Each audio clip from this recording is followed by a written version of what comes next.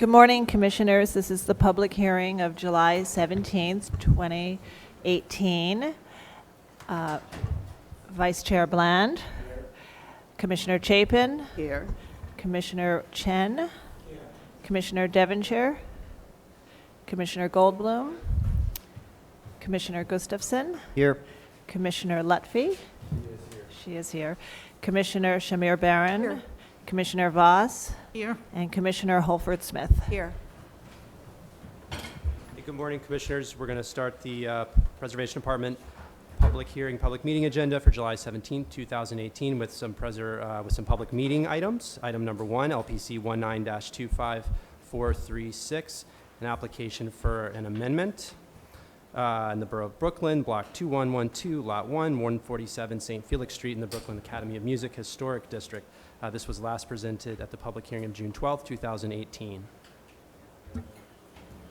Good morning, Commissioners, Agricultural Preservation staff, and I present you an application for a new building at 147 St. Felix Street, which is a vacant lot located on the corner of St. Felix Street and Hanson Place in the Brooklyn Academy of Music Historic District. The application was first presented and approved on January 19, 2016. At that time, the commissioners approved a new single-family residential building, which had a different design by a different architect. The owner then returned to the public hearing of June 12, 2018, with a new design, a new architect, and a new program containing 2 residential units, located here and here, and a community facility at the ground floor and second floor. At the last public hearing, the commissioners were generally positive, but had concerns regarding the materiality and fenestration of the St. Felix Street facade, located here, and its visual connection with the residential side street. The location of the door to the community facility was also an issue, the treatment of the ground floor, and the signage, located here and here. In response, the applicant has revised the design and made the following changes. The meadow cladding adjacent to the neighboring townhouse has been revised to brick, addressing material consistency common.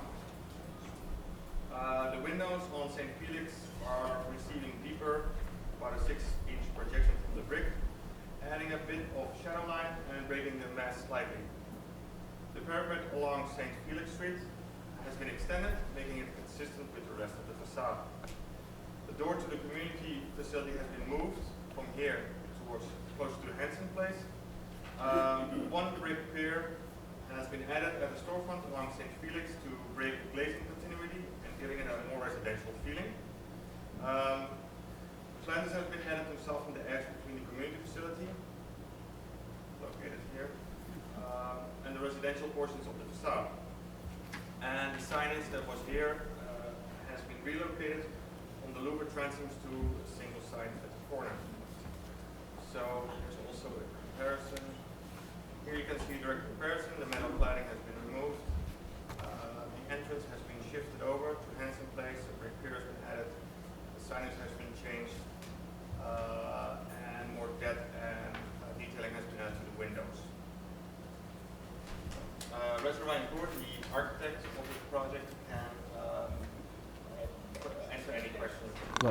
Let's ask the commission if there are any questions. I think you've responded almost verbatim to our suggestions, but we can certainly open the proceedings if you want. All right, we'll open the proceedings. quick question. A vote to open the proceedings. Second? Sorry for these rules now, Could you tell us Jeannie. just what the community facility is going to be? Okay. Yeah, it's intended for a nonprofit gallery, space, and it's going to be, it's going to either a gallery or a doctor's office. Let me jump. So You have to, sorry. Thank you. just, Your name, please. my name is Alex Malzade. I'm the owner of the site. Just for everyone's benefit, but so the last time we designed the building, came heavily over budget. In that time that we put pencils down, we went back and had, through the process of outlining the lot for years, conversations with not just the neighbors, but a lot of the institutions in the neighborhood. We talked to BAM, we talked to BRIC, we talked to Okada. So a lot of these organizations that are already based, and the first time we came and presented, if you can recall, we submitted the letters of support for public review. There seems to be a general interest in more gallery and more cultural facility type space in the cultural district of Brooklyn. As such, it made sense for us to have a community facility, and it gave us the opportunity when we did our redesign, instead of having two residential units stacked on top of one building on top of the other, residential at the grade level, to extend them one side by side with the community facility at the base, and it's been filed as a commercial, non-commercial gallery art space. Thank you very much. Any other questions? If not, I'll ask that the proceedings be closed. Vote a second. Thank you. Okay, well, thoughts and comments? I think they've pretty much addressed our issues. Are there any other issues? I myself think this is a really first-rate infill, new building, and a very sensitive and interesting part of the city where to the north, St. Felix is a series of beautiful, now restored houses, small-scale houses, and then immediately across the street, of course, to the right on these photographs is the gargantuan Atlantic terminal. So there's a real shift in time as well as scale. So I think this is, from my point of view, a very, very successful design that mediates those two issues. Yeah, I agree with that. I was not at the initial hearing, but just in reviewing it and thinking about it, and I have a very, I know the neighborhood well from my work on the BAM Cultural District.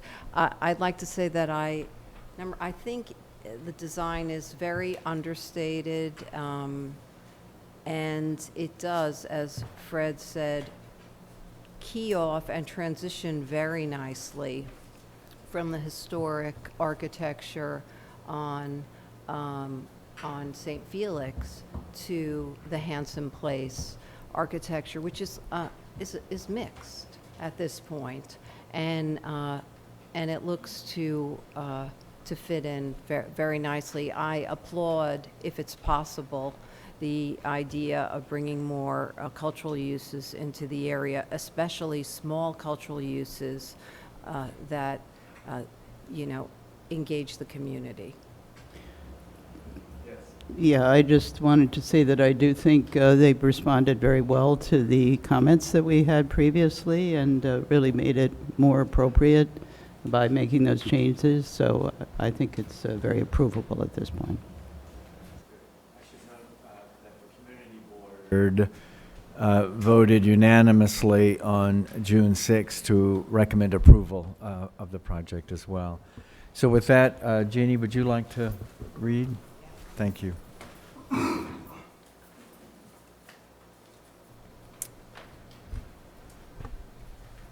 In the matter of docket 19-25436, 147 St. Felix Street, Brooklyn Academy of Music, Historic District.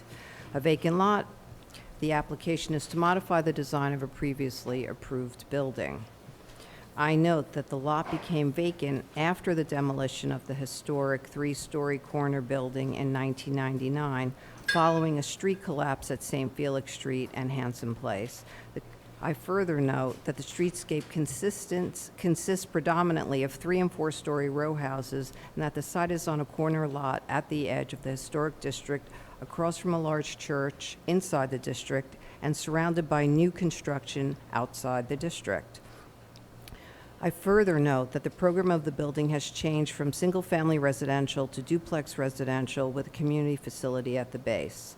I recommend approval, finding that the overall height of the street facades of the proposed building approximates the range of heights of the adjacent buildings on St. Felix Street. that the design responds to the two different streetscapes with the scale of the punched openings on St. Felix Street relating to the row houses of St. Felix Street, and a more eclectic, varied set of proportions on Hanson Place, which feature a variety of building types, both in and out of the historic district, that the proposed color and materials, including red brick facades punctuated by dark metal window frames and dark metal panels, will harmonize with the materials and finishes of buildings within the district, that the asymmetrical and irregular fenestration and the vertical expression of the entrance space serves to break up the facades, resulting in a perceived solid-to-void ratio that recalls the proportions of the previous historic building on the site and adjacent buildings in the historic district. That the patterned brickwork at the base, the corner, and the cornice provide detail and texture to the facade. That the break in the Hanson Street facade at the rooftop terrace adds further variations to the facade, but is screened by masonry piers and a cornice that continues the roof line in a harmonious fashion. That the proposed roll-down gate at the garage entry will be simply designed and well integrated with the facade. That the large-scale display windows at the ground floor recall the historic storefront that once occupied this site, and that the punched window opening at the ground floor of the St. Felix facade functions as a transition between the commercial and residential character of the building and the adjacent row houses, and that the signage and louvers are well integrated with the storefront framing, and the building number signage, canopy, and lighting complement the Hanson Place facade in terms of scale, materials, and design. All in favor? Aye. Any opposed? Approved unanimously. Thank you. Okay, next is item number 2, LPC 19-281888, an application for a certificate of appropriateness in the Borough of Brooklyn, Block 326, Lot 28, 236 Kane Street in the Cobble Hill Historic District, a Romanesque Revival-style church built in 1855 and converted to a synagogue in 1905. Application is to amend the previously approved rooftop playground fence by installing additional fencing. Good morning, Commissioners. Egbert Stolk, Preservation Staff, and I present you an application for 236 Kane Street, which is located between Tompkins Place and Court Street in the Cobble Hill Historic District. The application was first presented at the public hearing on April 24, 2018. The initial approved design included the installation of a 10-foot playground fence and enlarging an existing rooftop elevator bulkhead, which I will point out to you. So the 10-foot fence went all along the perimeter of the main roof and stopped here, and enlarging the existing bulkhead by about 4 feet. This is the visibility sign. Here we go. Here we go. The applicants have returned with a revised proposal based on conversations between Landmarks Preservation Commission and the Department of Health to include additional fencing between the two north bulkheads to fulfill the DOH code for accessibility of the rooftop playground. The previous design did not provide the proper safety for the children gaining access to the rooftop playground from the north. Here we go. So basically the issue was that there has to be two means of egress. So one fulfills the DOH code. The other one didn't because there was only a 4-foot parapet wall here. And the DOH was concerned that when the children gain access through the north bulkhead, that it would endanger them because of the low parapet wall. The applicants have returned to include additional fencing located here. Let me see a section drawing. This is from the front. So it goes up to the parapet wall and goes back to fully enclose the area between the bulkheads. Let me show that. Basically, this would mean that the fence would be visible over the primary facade. This is the markup of the previous bulkhead, and basically this is the added visibility. The additional fencing will be visible over the primary facade from Kane Street, but the fencing will include a thinner mesh as shown in examples. So this is the thinner mesh. This is the thinnest mesh that you can install. There will be no vertical elements, will just be attached directly to the bulkhead. If there's any questions, Michael Zuckerman, the architect of the project, can answer any of your questions. Great. Are there questions from the commission? Then we won't open the proceeding. We'll proceed directly. Well, let me state what the community board has not made an official recommendation, I guess, but has communicated their thoughts. The community board did not send an official resolution. They have comments from the minutes when they reviewed it, but they were not able to come to an official determination. Okay, so I'll just paraphrase the comments. CB6 committee recommended conditional approval that the light fixtures are not visible from the street and that the boilers needing to be raised and or not raised be confirmed prior to the full board meeting on April 11th. We didn't talk about the boilers. Boiler flue, okay. All right, well, now we will open the proceedings with a, and second, thank you. Please. Oh, I'm sorry. Yeah, there's a boiler flue on the back of the stair bulkhead that you can't see from the street in any case, but it's at a height appropriate and to code. And is it not visible? It's not visible. Okay, not visible. So it's existing. The question at the community board was whether or not it needed to be raised in order to become code compliant relative to an occupied space. And the Right. answer is no, it doesn't. It's high enough as it is. Okay. Thank you very much. Okay, now we'll close the proceedings. Thank you. In a second. Okay, comments, thoughts? It's barely visible. We've approved safety fencing on top of schools that is substantially more visible than this. Right. I think it's perfectly fine. Exactly my thoughts. Everybody in agreement? Okay. Then, John, it's to you. In the matter of docket number LPC 19-28188, 236 Kane Street in the Cobble Hill Historic District, the application is to amend the previously approved rooftop playground fence by installing additional fencing. I note that the building style, scale, materials, and details are among the features that contribute to the special architectural and historic character of the Cobble Hill Historic District. I recommend approval, noting that the construction of the fence will not damage or eliminate any significant features of the roof, that the location and dimensions of the playground fence are mandated by the Department of Health and the Department of Buildings code requirements for a rooftop playground, that the fence will be seen in a context of other rooftop additions and will be constructed from a thin wire mesh material and therefore will not call undue attention to itself, and that the proposed work will not diminish the special architectural and historic character of the building or the historic district. Second. All in favor? Any opposed? No opposed. Application is approved. Thank you. Next item, number 3, LPC 19-19849, an application for a certificate of appropriateness in the Borough of Manhattan, Block 473, Lot 45, 176 Lafayette Street in the Soho Cast Iron Historic District Extension, an Italianate-style store and tenement building designed by Detlef Leno and built in 1879. Application is to establish a master plan governing the future installation of painted wall signs. This was read into the record on June 19th, 2018. Good morning, Commissioners. Bernard Ross, Preservation Department staff. This application is for 176 Lafayette Street in the Soho Cast Iron Historic District Extension. It is an application for a master plan for painted wall signs at a secondary elevation of a building for a period of 10 years. So this would be a painted wall sign. This shows you the dimensions. In the handout that's been handed out, the specifics about the percentages for graphic design versus photorealistic is on the last page, but is not been uploaded onto the screen. So the applicant will go through those with you, though.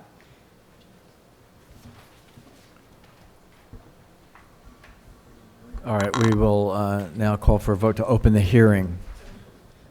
A second. All in favor? Thank you. Hi, good morning. My name is Nick Poe. I'm a representative of Avocado. We're a sign company, an independent sign company based here in New York. We're here today to discuss our application for a master plan governing the proposed painted sign at 176 Lafayette Street on the secondary facade, which faces south. Here's a historic photo of the building. This is the location of the proposed sign. It would be set back 4 feet from the front of the building. The total sign area is 150 square feet of an approximately 5,000 square foot wall, which represents about 3% of the building. Other previously approved signs have been up to 20% of the building facade. Obviously, it's a painted sign. We're going to limit the colors, especially in the case of a photorealistic sign. There's more details about that later on in the document. There'll be a solid color border as well as solid background.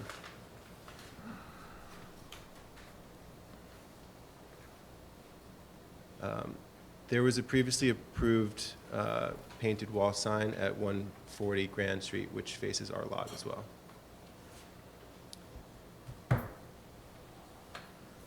These are other approved signs in the neighborhood.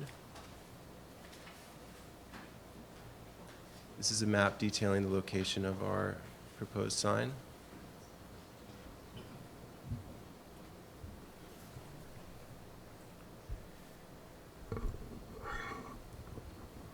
So we'll be using a traditional technique for applying the paint to the wall. It's a pounce technique, which dates back many years. It involves poking holes through a sheet of transfer paper and pouncing on charcoal to create an outline, which is filled in with paint. Our sign painters are trained over many generations by master painters. We'll work with the clients in depth to adjust their images as needed to fit this historical context, including limiting colors and limiting the size and ratio of image to overall sign area. There's more specific detail in your printed document about that.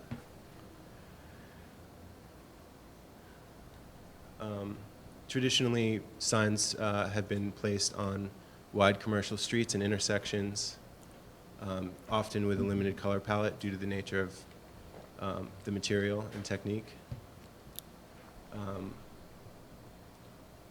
Often the image area is up to 20%. Our sign is 3% of the wall facade. Often these signs are on secondary facades.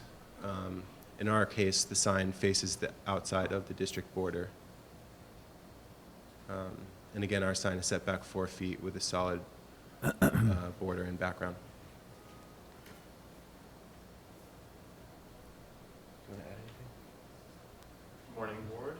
We also just wanted to add that this would hopefully speak in spirit to the historical nature of the district itself and to complement the adjacent advertisement as well as the exposed facade of both properties, which didn't historically used to house an advertisement, but would add to the fabric of the neighborhood by allowing ideally local institutions or other types of businesses to use this historical technique in a way pleasing to both pedestrians and motorists.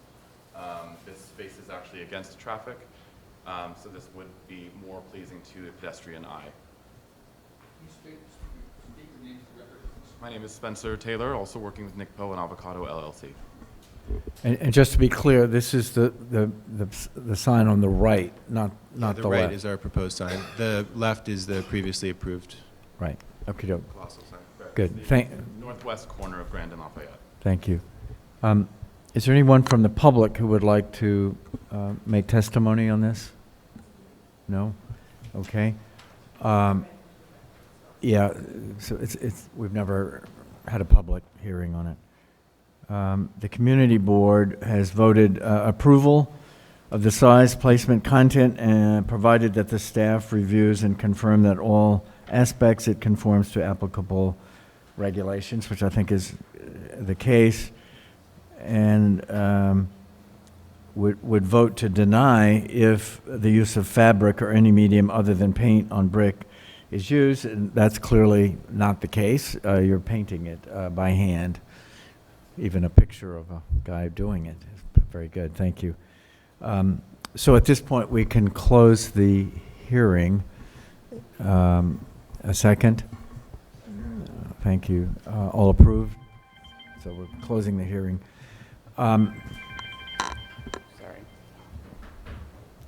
Any comments? Quite appropriate, right? Right, very modest, as a matter of fact. Okay, good. Addie, it's yours.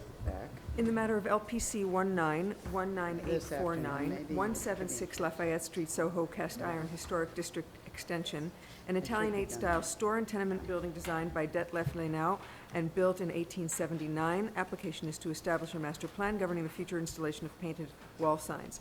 I note the building style, scale, materials, and details are among the features that contribute to the special architectural and historic character of the Soho Cast Iron Historic District Extension. And I recommend approval, finding that the sign faces the corner of a wide and busy commercial intersection, and there is historic precedence for signs of this type and scale in this portion of the historic district. That the sign will be located at an undeveloped secondary elevation and will not detract from any significant architectural features of the building. That the sign will be set back from the edge of the building's front facade by 4 feet and will be centered between the facade and a row of lot line windows. That the size of the sign is less than 20% of the exposed party wall and therefore will not overwhelm the facade. That the painted application of the signage will be in keeping with traditional application methods and commercial character of painted wall signs historically found on buildings within this district. That each painted wall sign will have this painted wall sign will have a painted black or white border that will delineate the sign and distinguish it from the facade. That the proposed parameters regarding size and limited color palettes will result in a graphic quality which will be in keeping with the character of historic painted wall signs, and that the proposed master plan will be valid for a period of 10 years. And the applicant will document every sign approved under the master plan so that there is a good record that the commission can consider when reviewing the effectiveness of the master plan criteria. Second. All in favor? Aye. Any opposed? The application's approved. Okay, Commissioners, we're moving to the agenda for public hearing items. Item number 1, LPC 19-26964, an application for a certificate of appropriateness in the Borough of Brooklyn, Block 30, Lot 12, 4250 J Street in the Dumbo Historic District. An American round arch style storehouse designed by P. Faustin, built in 1891, and a daylight factory style factory building with arts and crafts style elements built in 1919 to 1921.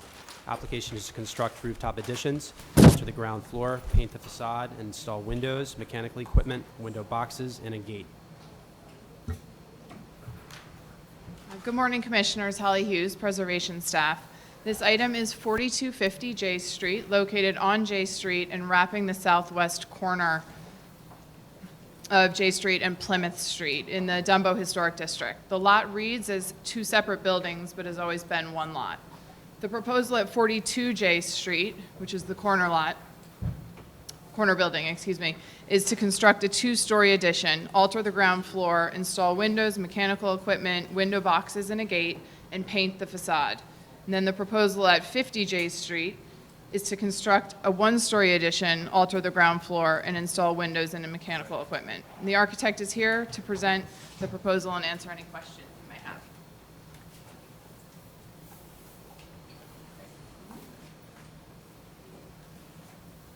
Thank you. Good morning. My name is AJ Pyres. I'm the president of Allied Development. We're the owners and the architects. I'm here with my partner, Jared Della Valle, CEO of the company, and some of our staff. It's a pleasure to be here again. We're obviously talking about 42 and 50 J Street in the Dumbo Historic District. This is a district we know very well. Our office has been across the street since the founding of the company 12 years ago. This will be our 5th project in this district, 4th actually technically in the district. There's one 5th project that's immediately adjacent to it. Some of those projects, 185 Plymouth Street, which is around the corner, was a conversion of a American round arch style building with a 2-story addition that we completed in 2014. Actually, Jared lives there. He lives around the corner. And a project we recently completed, 1 John Street in Brooklyn Bridge Park, just immediately adjacent to the district, but a project we treated very much like it was in the district, doing a masonry building with punched windows, although a contemporary masonry building with punched windows. I live there. This is our backyard in many shapes and forms of the word, and we're very excited to be working in the district again. 2 other previous projects we completed, a conversion at 192 Water Street, and also a townhouse project, which you guys saw about 4 years ago, which I think, and is a a segue into a later part of the presentation, is a good example of how contemporary minimal architectural style can fit within a district like the Dumbo Historic District and be complementary. So the two buildings in question, which, as Holly mentioned, are really one building, 50 J Street and 42 J Street, are very different. One is a 5-story American round arch style building dating from the late 1800s by P. Faust. The other is a 1921 daylight factory building. One's masonry, heavy timber building. The other is concrete, daylight factory.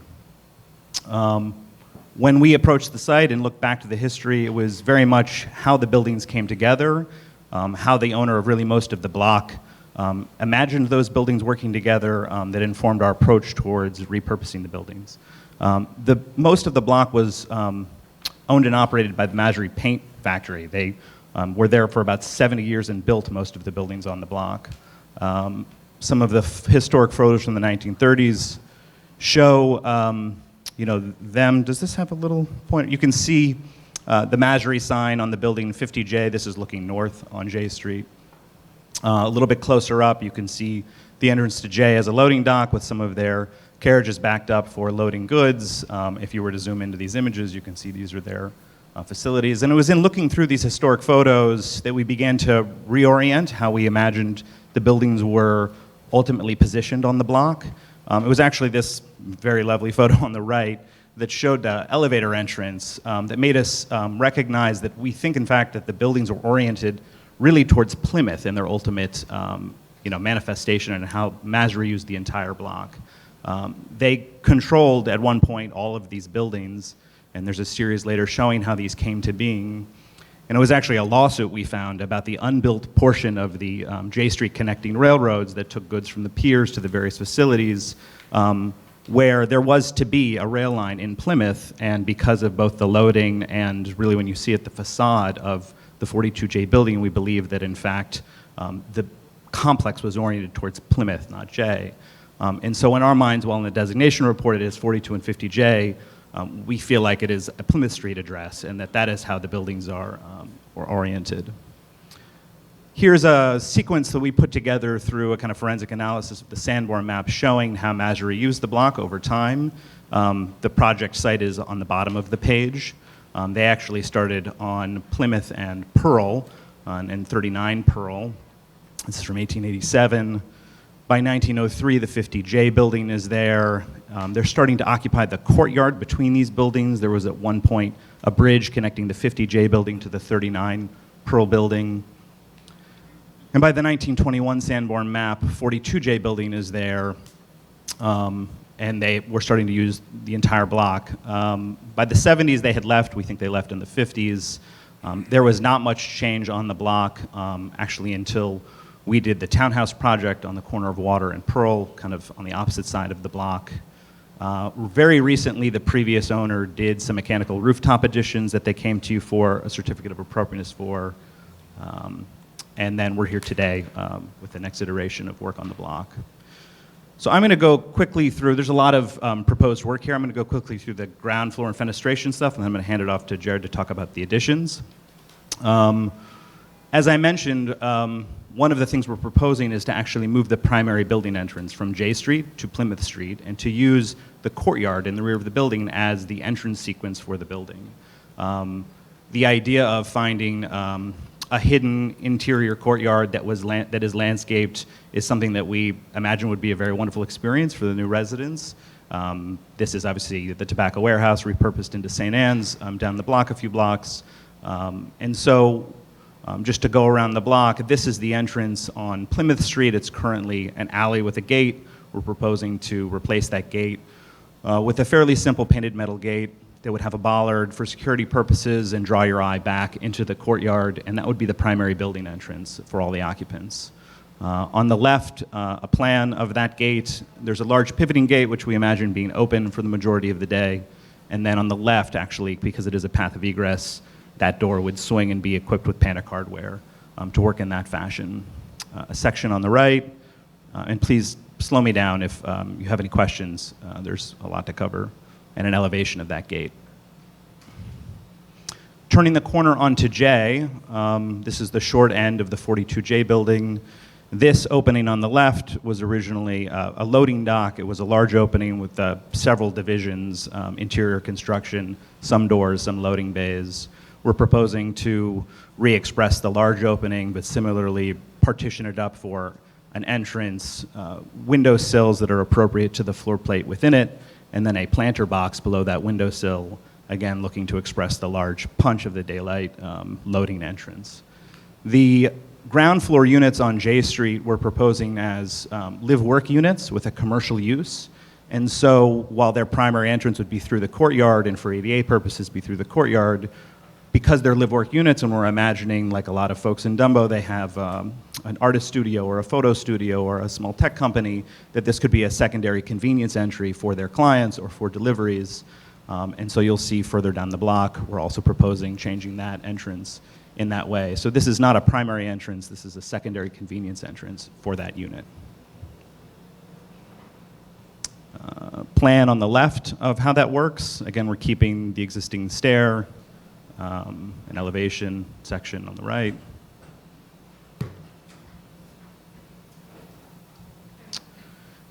And then on J Street on the left is the current condition. The previous owner had put some plaques and some flagpoles and had built that brick wall within the archway as an entrance. You can kind of see through the windows there, and you'll see in section later, the floor elevation, the ground floor, is up at a loading dock height. And we're proposing kind of to dial that back, but to also bring the loading dock elevation forward.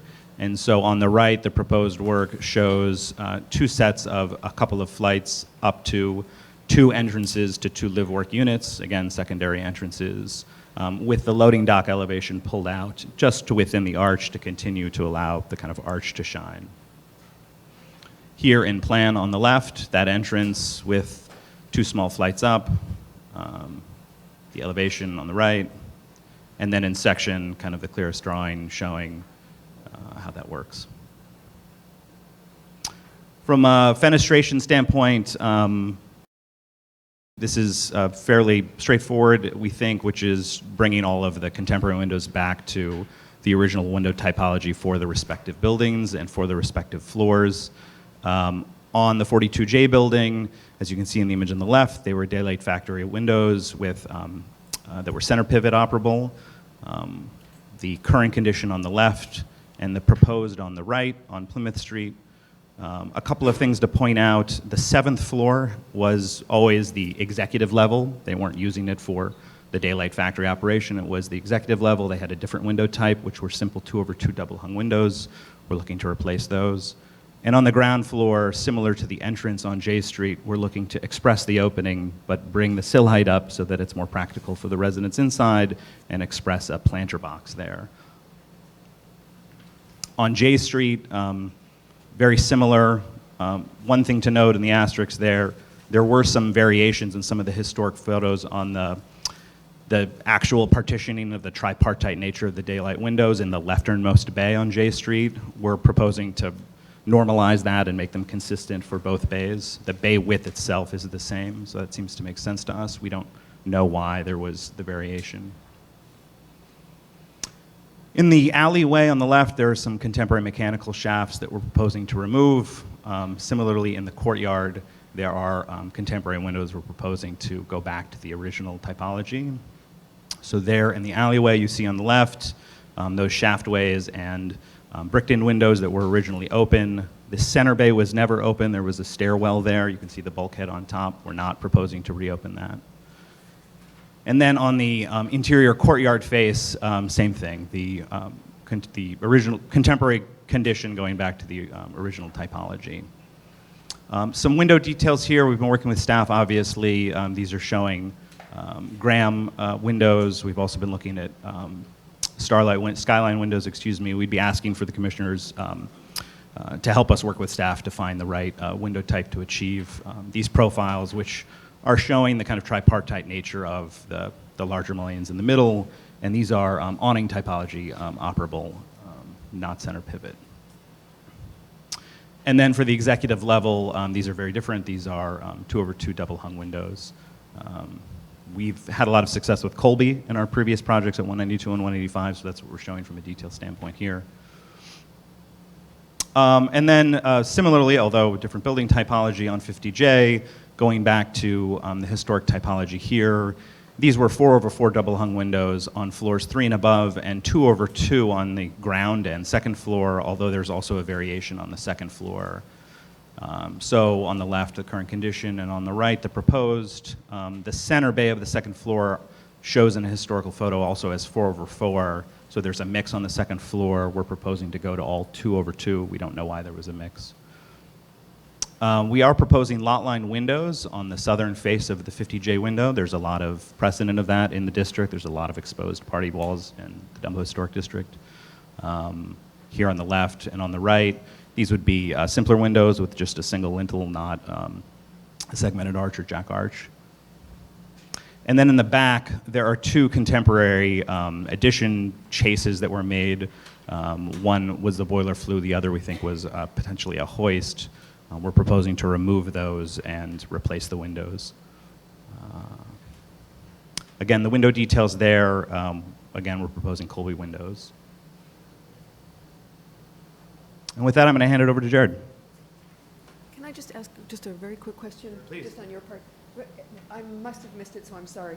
What was the reason for the stair in the archway? The height? So the original elevation and the current elevation is up about 3 feet. And it was originally on J Street, a loading dock elevation.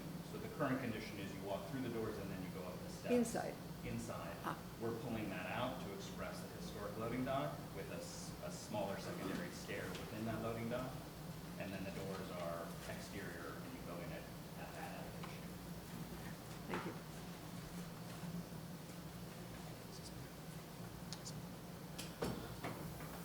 Thank you again, everybody.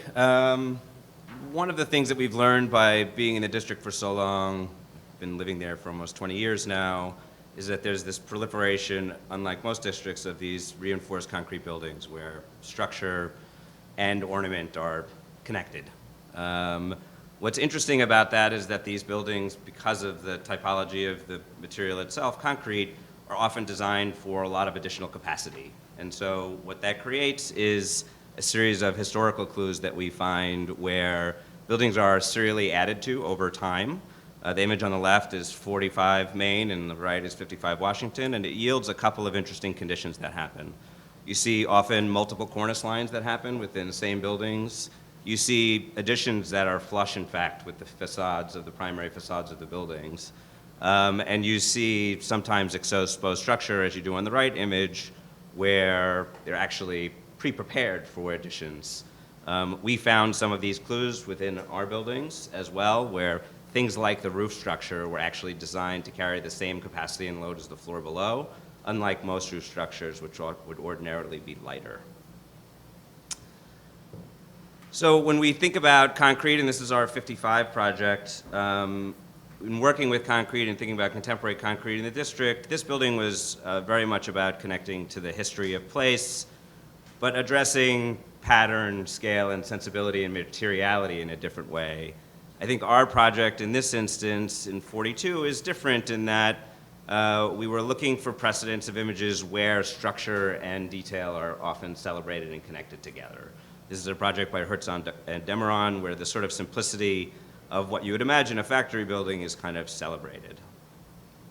So for our project, what we started to really recognize is this grid system that is overlapped over the existing building and how that could lead to inform a new architecture and how that would relate to the history of place. And so in just thinking through carefully about the grid, what we wanted to do was think about celebrating this kind of play on positive and negative or solid and void and how we could express the structural grid in a different way. And by inverting the structural grid in what we're proposing, by making in the additions what was solid below as void space, or celebrating them through a doubling of the structure. So the image on the left is the existing condition. You can see there's a fairly large bulkhead that exists, a two-story bulkhead that exists, and are proposed. On the right, again, oriented toward Plymouth Street. A section through the existing, and the model is very helpful in instances like this in trying to get a feel for scale. And our details, what we're proposing is a precast concrete contemporary section where we are separating new and old through an exaggerated reveal condition where the existing parapet is left. About 8 to 10 inches above that, we are creating a reveal. And again, just simply articulating the structure of the concrete or in void sections through transparency in this instance.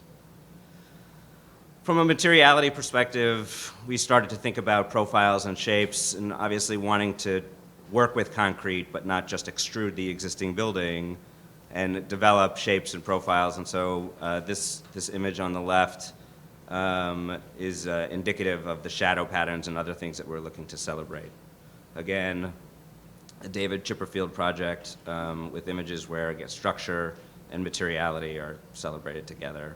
Here's our proposed material palette, which is precast concrete. We have samples on the table. We are proposing that the existing building is painted darker than it is today with a lighter concrete top, which exposes the materiality of it.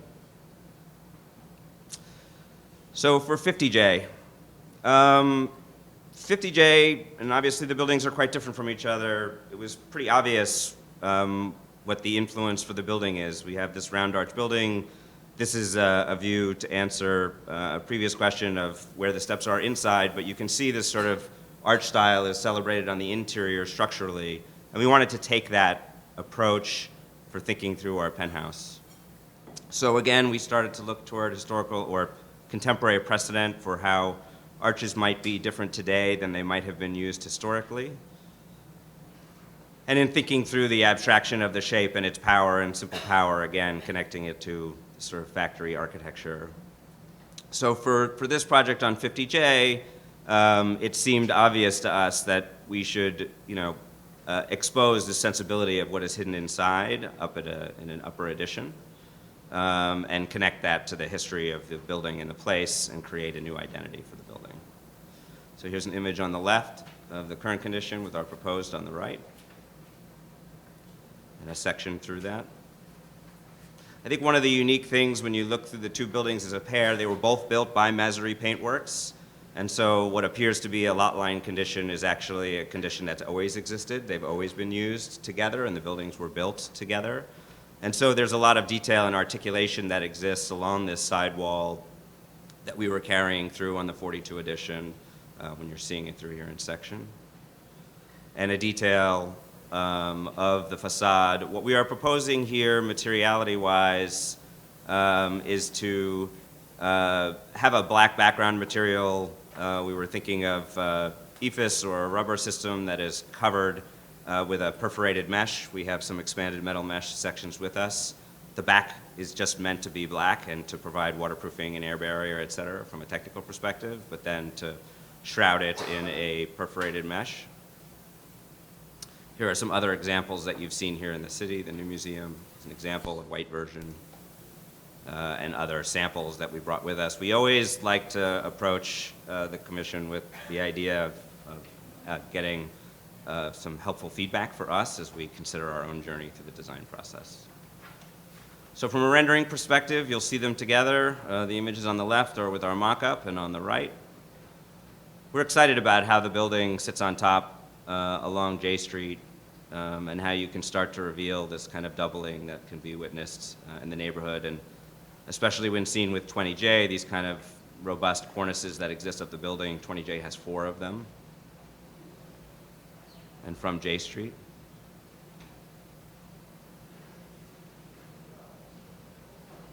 This is looking straight up J Street, up at the facade. Looking north along J Street.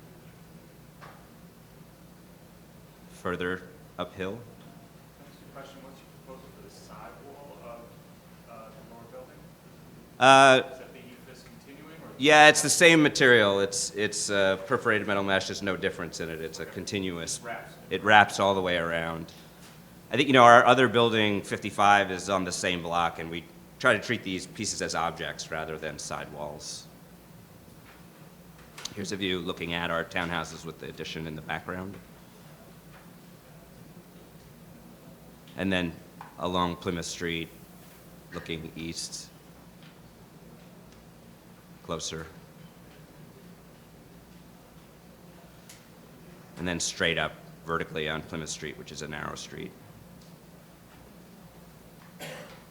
And that's it.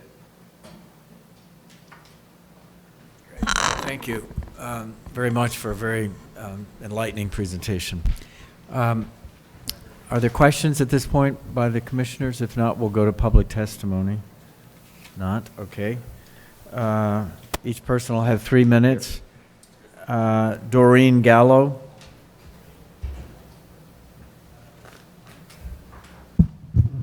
Hi, good morning, Chair Bland and Commissioners. Thank you for the opportunity to speak today on behalf of the Dumbo Neighborhood Alliance, I'll refer to as DNA.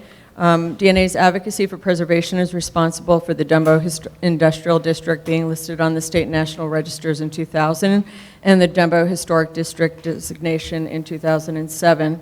The Dumbo Neighborhood Alliance has a long history with this special site. DNA worked closely with the previous owner, the Phoenix House organization, supporting their variance to create a residential treatment center facility and advocating for preservation as they began to adaptively reuse the site. Except for the change of the entrance, DNA was grateful for the care Phoenix House took to restoring 50J, as it was 10 years before Dumbo was designated a historic district. The Dumbo Neighborhood Alliance Preservation Committee is excited to see the next transition of 4250 J Street and congratulate Alloy on their next neighborhood project. Alloy is committed to Dumbo with projects from both adaptive reuse and new construction in our historic district and in Brooklyn Bridge Park at 1 John Street. The proposal for 50 J Street is very well done. DNA supports the proposal to reestablish the entrance on 50J to its former height when it was a loading dock. The change enhances the curved archway and elevating the entrance and making it more integrated with the ground floor. The proposed plan for the windows and the ironwork is sensitive to the building, as is the setback for the rooftop addition. This will be a beautiful enhancement of one of the neighborhood's favorite buildings. At the 42 J Street site, DNA supports the new entrance at 168 Plymouth, and I know the applicants care deeply for our Belgian block streetscapes, which have not been protected because of our designation, and we ask that any work being done by Plymouth Street, that Alloy will be diligent, that on this 100% Belgian block street, that the blocks will be carefully numbered and put back in its rightful place, and I'm happy to do that for you. Great sensitivity was given to the daylight window treatments and the color choice, integrating 42J to the 50J Street building and the adjacent buildings in the neighborhood. The committee had different views on the roof type addition on the 42J Street site. One consensus viewpoint is that it was not necessarily the extra height, but the proportion of the addition to the proposed existing building. If the addition were set back, would maybe that change the feeling of the weight of the addition? There are many modern takes from the Alloy team on preservation and the life these buildings had before now, integrating this into their new proposal. The Dumbo Neighborhood Alliance supports this proposal with the possibility of changes to the rooftop addition on 42. Thank you very much. Next is Kelly Carroll. Is she here? Oh, yeah, there she is. Hi, good morning. Kelly Carroll, Historic Districts Council. HDC is pleased with the Windows program for 42J, which will restore the appearance of this building to its daylight factory aesthetic. Overall, the changes proposed for both buildings are sensitive. The rooftop addition on 50J is well considered, well executed, and its visibility appears quiet within its context. At 42, HDC found the proposed addition to encroach excessively onto the street and find it too high and too close to the edge of the building. The proportions should be restudied, and this mass should be set back and lowered to minimize its severe presence on the simple arts and crafts factory. Thank you. Thank you, Kelly. Any other people from the audience would like to speak? No? Community Board 2 did not make a determination on this item. Members felt that the proposed design, or at least certain elements thereof, were not contextual to the historic district. I think they're now referring only to the rooftop addition on each building. Okay. Unless there are more questions from anybody, I guess we could ask if you would like to respond in any way to the testimony. You don't have to.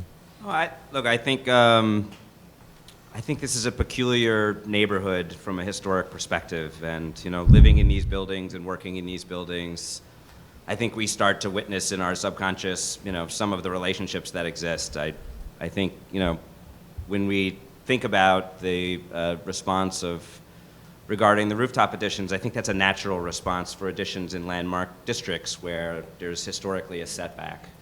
And I think what we found just by, both occupying and witnessing these concrete buildings is that juxtaposition or the peculiarity of additions being built to the edge is actually a contextual cue. It happens in most buildings in our neighborhood. 70 Washington was split in half and built in 2 pieces. 45 Main was built in 4 sections over time, and 55, the same thing, with lots of these being existing. I think some of that may be a creature of habit, but I also trust people's instinct, and we're excited to get feedback from the commission to see how we should address some of those concerns, or if we should address those concerns. Okay, thank you very much. Okay, at this point, I'll ask to close the hearing. So move to second. All in favor? Any opposed? Hearing's closed. Okay. Thoughts? Addie, you're smiling. You want to give some thoughts, I can tell. I have to say I'm convinced by your argument that there is kind of precedent for what you described as the kind of the overbuilt, awaiting more square footage on the roof, and the fact that there are other examples of the additions coming from the front of the building. And actually, I find it a little bit refreshing. I find that sometimes this whole sort of rooftop addition setback is just a bit too cute, like it's not there, it is there, it's there. So I'm convinced by this, and by the fact that the sort of the second story is taller, so you've actually made an even bolder statement, sort of making it slightly awkward, you can say, in that the upper story is taller still. I am not convinced about that stair in the arch on the ground floor.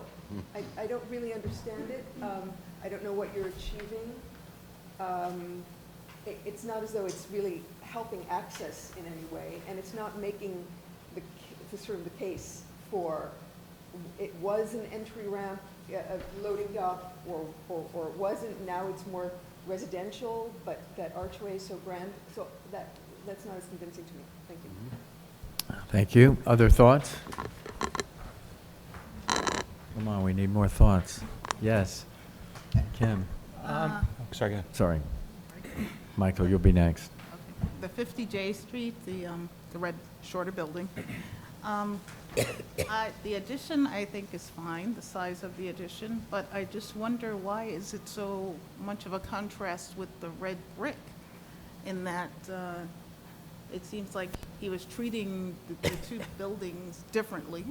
The addition on the top with the arches has arches, and the other one is straight, but I just don't understand why they needed to be the same color and become this big mass over 2. So, Since they do so have different are you expressions. suggesting the color of the rooftop addition should be maybe closer to the brick? Is that what you? Closer to the building itself, yeah. Okay. Something that's not as jarring, that seems to connect to the taller building with the Okay. color. Is it okay Michael to respond, Goldblum? or? No, we don't need a response now. I'm actually fine with the 50J addition. I think stepping back, I think that this firm's work has, in many ways, created the current feeling of this district through their projects. They've really, I'm sorry, their projects are really very interesting dialogues with the district, and I think they're generally quite successful. I was just there a few weeks ago, and I saw the townhouse building after having seen it in rendering, and I think it's really rather beautiful. It's a good building, and so I'm trying to look at so what that precedent has produced is an atmosphere where rooftop additions and significant modifications to the streetscape are well integrated and acceptable in the district. So I think the notion of putting stuff on top of the buildings that's visible in this district is okay, is acceptable, and I think that the 50 J Street addition is fine. I would urge them to consider the most coarse, the most textured of claddings that they can, because at that distance you won't see these delicate little meshes. They'll just look like a solid thing. So I'd say the stronger the better. In terms of the taller building, I think what makes that one a little bit problematic for me in its proportion is the fact that it does so much extrude from the structure, and so it relates very strongly to the building below it, but then it kind of varies from it. It's the fact that it's asymmetrical, but not in a way that lines up with the structure of the building, seems to me to be off. So what I would suggest is that they explore having the addition cut back a bay so that it aligns with the main structural element of the building along J instead of hanging over. It's that, I mean, there is a kind of logic to the way these additions seem to happen, even if they are somewhat chaotic, and that as a mass seems to me to just feels off to me. But I have no problem with the materiality, the height, any other aspect of it. I think generally it's quite good. I would just suggest cutting it back. On the two ends, is that what you're suggesting? This bay here. Right. Just looking at, the thing that's different about this from the 185 Plymouth project, which they did a while ago, is that really reads as like a box that they stuck on the roof, as an object that's sitting on the plinth that the building is. This is much more of an extrusion from the structure. And so it's that last bay, the bay to the right of the twinned columns, that just to me feels oddly misproportioned. Otherwise, if that could be reduced back so that it aligned with that center structure, or even carried forward so that it went the whole building, there's just something about it that just seems random to me. In a place that's so very much structurally based, that just seems off to me proportionally. I think that the windows are wonderful, uniformly. I think that I have no problem with the treatment of the arch at the base, and I think that the Muse entrance is magical and lovely. Wait, Michael, do you think it really is an extrusion? I don't read it. I think okay, well, there you go. I totally do. I mean, I think that the fact that they've chosen to utilize the structural bay as the genesis for their grid, which they, it's stated in their concept sketches, and it's very clearly, you look on the Plymouth Street side, it's very, very clear. I see it as very much not an object, but a kind of an extruded structure. I mean, the reveal kind of works against that, but I think, yeah, this bay. The reveal and the extra column? That bay looks to me odd. Well, it's on purpose, right? Yes. Yeah. Oh, so you're not suggesting bringing this No, back? no. You're suggesting getting rid of all of this? Then? Right, or at least somehow having it so that the structure, if it's a structural extrusion, it just looks odd to me. It doesn't read like a box floating above the roof like 185 Plymouth does, where there's no need for it to relate to the structure. So that was just my thought. Okay. Others want to speak, and then we'll try to coalesce our thoughts. Yes, Diana. Yeah, for me, I find most of the proposal something that I can improve, but I am troubled by this, the size of the addition. I do think visible addition is fine, but to me, it is kind of jarring, and I recognize some of the architects feel that it is appropriate, but I feel that it's a bit, the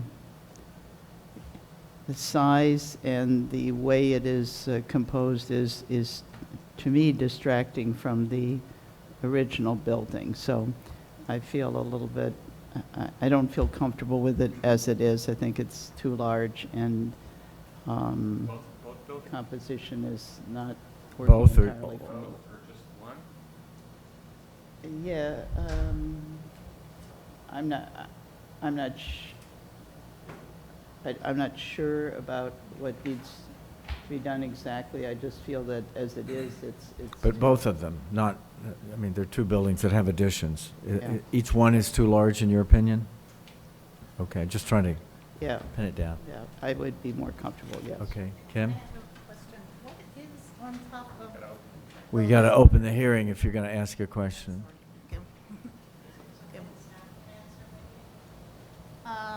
What's on top of the addition? Right here? Yeah, what's that? That's the mechanical bulkhead. Because that's not in the model. It's right here. That's That's this. Oh. And what you're seeing to the left is actually the billboard. Really? Yeah. You can see it, left to right. The You want top Paul? left gray box is the same. Somebody One to had its to right laying on is the the same. ground to do that, because I couldn't tell what that was part of. Okay. Michael Devonshire. I agree with Michael about the arch. I sort of disagree about the addition on the taller building. Somehow, for me, visually, this thing as it is perfectly balanced. That mass is perfectly balanced. And if you took away a bay, it makes it just look like this little weeny thing that was an afterthought. So I'm okay with it as it is. One thing that is bothering me somewhat is the color of this thing, the color change. And it's not because it's drastic. It's because it sort of takes me back to a 1980s color scheme that's a little bit too Don Johnson. And it's not celebrating concrete at all. It's celebrating bluestone. And I would like to see it somewhat closer to the building, further to the right, to make it less self-conscious. Any other, yeah, Jeannie? So I would also like to compliment the firm on not only the work they've done on this building, but the work that they've done, the applicant, in the neighborhood. I really do feel that all of the projects have been very interesting and interesting additions. They've worked within the context, and they've added just in terms of the texture and how interesting the district is. I also think the work on this project is very, very handsome overall. Very, very well thought out for the most part. I don't have a problem with the color of the gray. I think it's nice and it works well. I do feel that the addition on the taller building is a little out of proportion. And when I get up and when I look more closely at the project from different perspectives, not just this one, but also when I look at the model, it just seems like it needs to step back a little bit. I don't have a problem with the height, but I do feel like it needs to step back on both sides. It almost feels like there was, to me, almost a mistake that it wasn't, if you're going to line it up, it needed to be lined up a little differently. I would set it back and let it celebrate itself, but not get in the way of the rest of the building, which I think it does. And I think it impacts the lines of the building, and detracts a little bit. So that would be my recommendation. Okay. I think the robust discussion that we've just had is equal to the presentation which we've had. So I appreciate my colleagues, but also very much appreciate such a sophisticated presentation. I'll venture a radical idea that there is no historic district in our city that is so now identified with one set of designers and owners, by the way, they do both, than Dumbo is now, allied with these two people. So I also commend you, your presentation, your thoughtfulness. I don't know if it just comes from the fact that you live there, but that doesn't hurt, certainly knowing it on an hourly, daily basis the way you do. I also want to compliment you on the model. I think it's a beautiful piece of art almost in and of itself and very useful in our deliberations.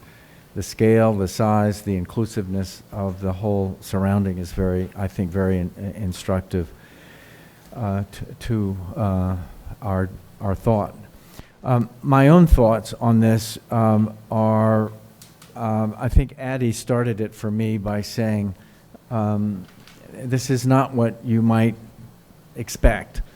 But the presentation was so artfully done. It's almost a model presentation of how to take an understanding of the context and derive from it some brilliant thinking that maybe is a little bit out of the box, since these are boxy buildings. So I thought that was started off for me a thinking about how this isn't what is expected. Pushed back, only one story might be what would be expected.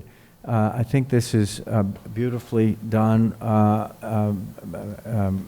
architecturally in a way that I can support it. I think I would push back just a little bit, 2 or 3 feet from the ends of the long building, of the big building.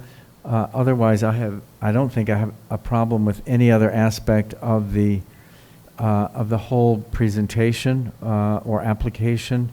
I kind of understand what Addie said about the round arch and bringing the steps out. I don't think they make the case for a remembrance that was once a loading dock, but I can go either way on that. I'm sort of agnostic on that one. Anyway, and the color, I can support the color. You know, it's I didn't think of Don Johnson at all. Do we all know what we mean when we say Don Johnson? I don't know. Maybe we do, and maybe we don't. I thought it looked kind of like hyper of the moment. You know, kind of a cool dark color. But you know, colors come and colors go. It can be repainted. The Jehovah's Witnesses buildings right now, at the edge of Brooklyn Heights, at the edge of Dumbo, here in Fulton Ferry area, are all being painted from this color to gray.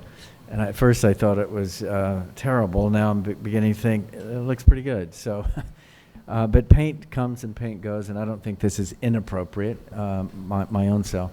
So those are my thoughts. I'm looking at Sarah to think about, do we need to come back? Do we need to? I think so? that we need to come back. Okay. I think that the comments have been largely supportive, but there have been some expressions of concern about the right proportion and setback, and I think that there's been a couple of different ideas, and maybe we can work with you on trying to get to the kind of the essence of those ideas and coming back with some slight modification to the bulk.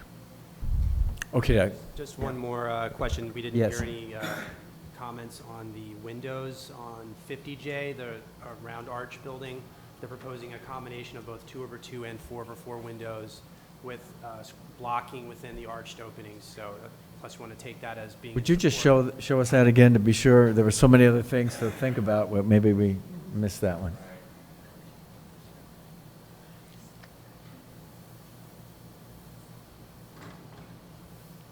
And just a recap on that a little bit. The historic photographs show a record of 2/2 and 4/4 existing in various locations over time. There is no clear evidence of exactly what was there if they ever did match. Same goes for the windows within the arched openings. It's not clear to us that they did have segmental arch heads, square-headed sash with segmental arch panels, or if they had blocking in the top of the arch with square sashes below. So it's inconclusive, and so that's why we asked the commissioners to look at that as well.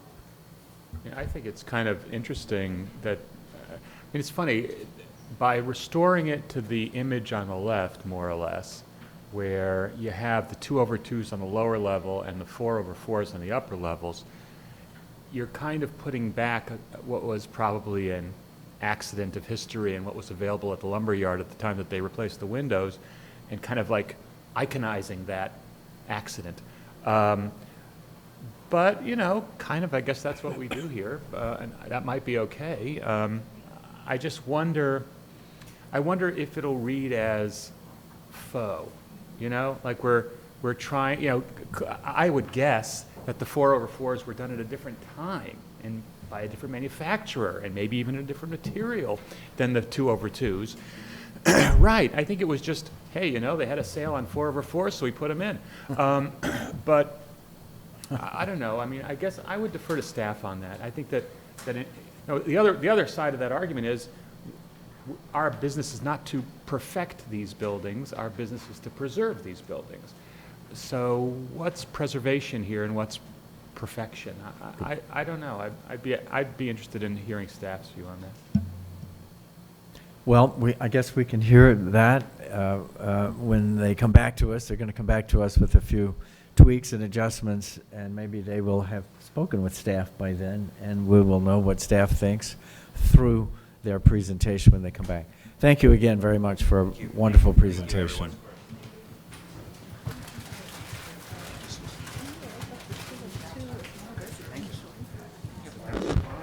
The next item, Commissioners, it is item number 2, an application for a certificate of appropriateness in the Borough of Brooklyn, docket number 19-25858, 301 Henry Street in the Brooklyn Heights Historic District, Block 263, Lot 6, a federal-style row house built in 1833, and the application is to install enclosed HVAC equipment at the front areaway.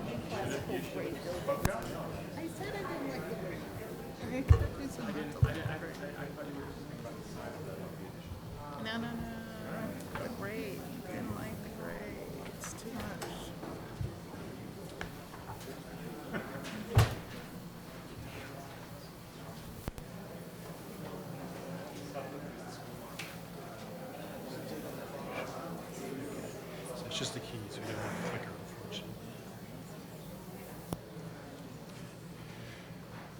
Good morning, Commissioners. Richard Lowry, Preservation Staff. This item is 301 Henry Street, Brooklyn, a row house located on the northeast corner of Henry and State Streets in the Brooklyn Heights Historic District. The applicants, Molly and Peter Wagner, are here to present the proposal and answer any questions. Thank you.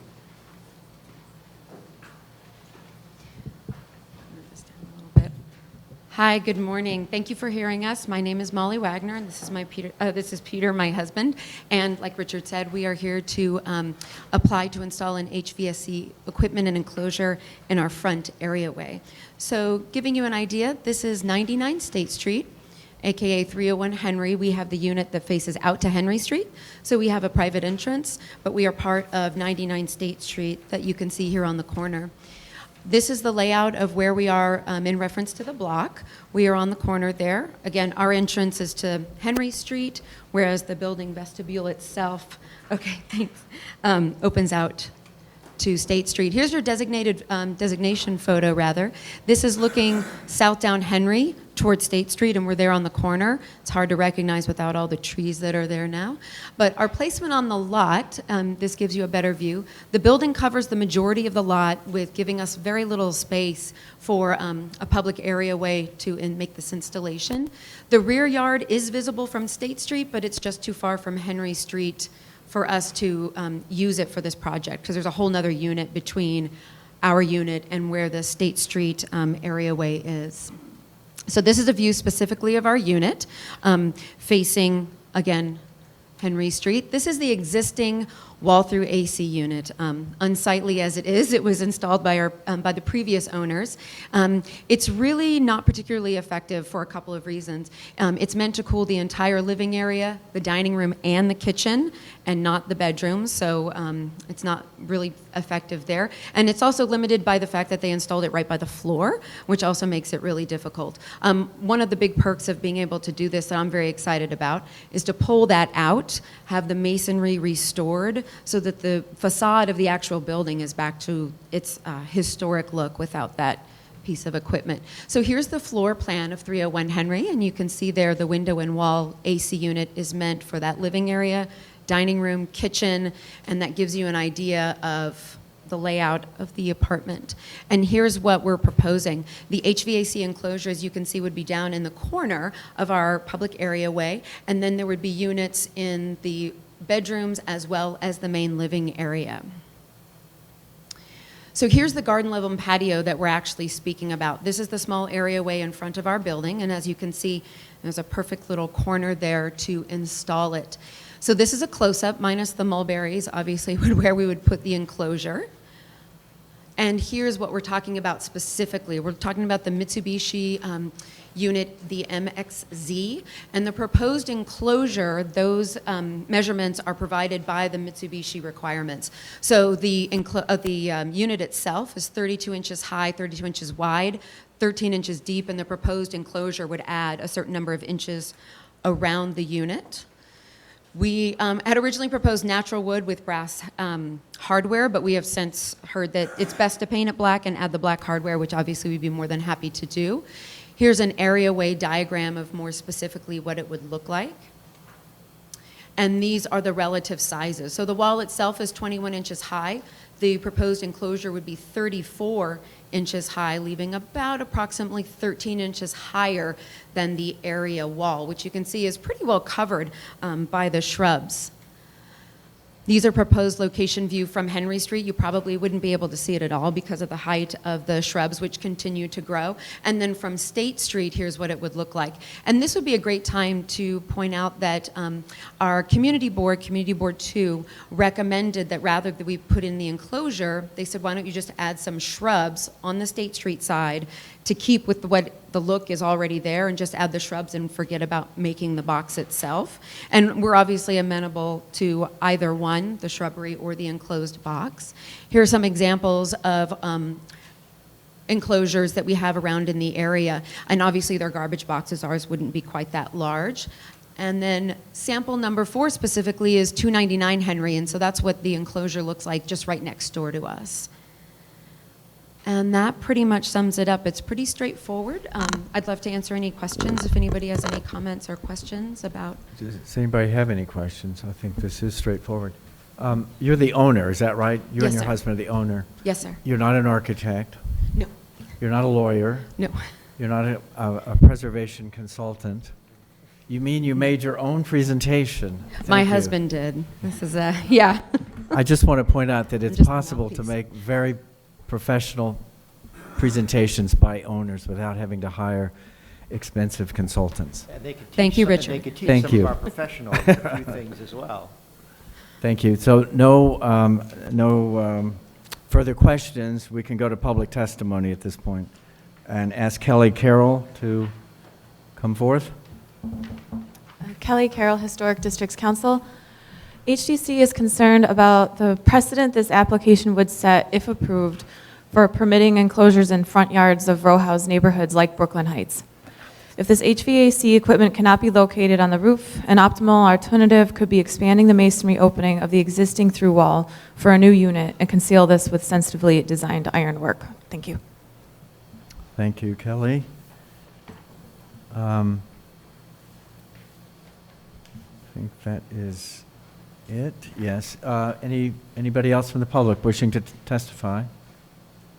No? Would you like to respond to that testimony in any way? No, you don't need to. Let's see. The Community Board 2 recommends approval of on the condition that the condenser be concealed with shrubbery rather than the proposed wood box, as you said. Okay, we can close the hearing. Second, all in favor? Any opposed? The hearing's closed. Thoughts, ideas? Well, It's my hood. I know the building, the neighborhood intimately, very well. I sort of like the idea of the enclosure, but I could go either way. The enclosure, as the applicant has shown, they're everywhere, all over the neighborhood, including my own house, painted beautifully black. I think the black paint is what makes the enclosure work. And I think the example on the left, when it's not painted, seems to be at odds. That's my own thought. Michael? From a practical point of view, the enclosure will help to keep the mulberries out of the mechanism. No, seriously. Yeah. So I'm in favor of it. Okay, good. Then Diana, if you'll... As presented, right? Yeah, as presented, yes. Okay, in the matter of a certificate of appropriateness, Borough of Brooklyn, LPC 1925-858, 301 Henry Street, Brooklyn Heights Historic District, Block 263, Lot 6. Application is to install enclosed HVAC equipment at the front areaway. I note that the building scale, style, materials, and details are among the features that contribute to the special architectural and historic character of the Brooklyn Heights Historic District. I recommend approval, finding that the work will not damage, eliminate, or conceal any significant architectural features, that the proposed HVAC equipment and enclosure will be installed with the minimum penetrations necessary at the facade, largely below the grade of the sidewalk and partially screened by existing fencing and plantings, that the enclosure will be simply designed and small in relation to the size of the areaway, that the enclosure will be consistent with areaway enclosures sometimes found within this historic district in terms of material, placement, and size, and will feature a finish which will blend with its context, that the installation of the proposed unit will be in conjunction with removing an existing louver and sealing the associated opening at a primary facade, thereby helping to restore the building closer to its historic appearance, and that the work will not diminish the special architectural or historic character of the building, streetscape, or historic district. Second. All in favor? Aye. Any opposed? Motion carries. The application is approved. Next, Commissioners, we're at item number 3, an application for a certificate of appropriateness in the Borough of Brooklyn, docket number 19-22343, 394 Henry Street in the Cobble Hill Historic District, Block 305, Lot 28, a row house built in the circa 1880s and altered prior to designation. The application is to resurface the front facade and legalize the excavation of the front areaway and installation of a through-wall louver without LPC permits. Good morning, Commissioners. Leanne Pollack, Preservation Staff. This item is 394 Henry Street, located on the west side of Henry Street between Baltic Street and Warren Street. This building is part of the Cobble Hill Historic District. The proposal is to legalize excavation at the front areaway. You can see a section here of the current areaway and of the previous conditions at the areaway. And also, to legalize installation of a through-wall air conditioning louver at the front facade at the basement, with the modification that the current grill would be removed and a new architectural style grill would be installed flush with the facade and finished to match the facade. The applicant is also proposing to coat over the stone veneer at the front facade and at the stoop, which was installed prior to designation. The owner, Paul Gregory, is here to provide additional information about the proposal and to answer any questions. Thank you.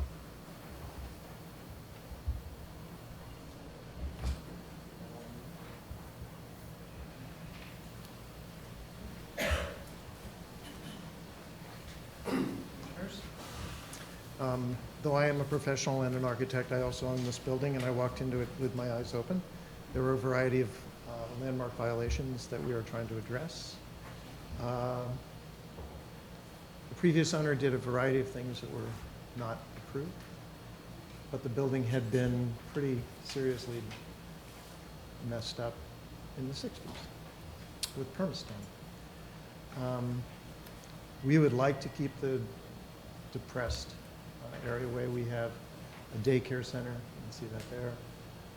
This makes the entryway into that lower floor a little more comfortable, a little safer. You can see we have steps down. We would also, and the one next to it, this one is what the original condition probably was like, though I have no idea, actually.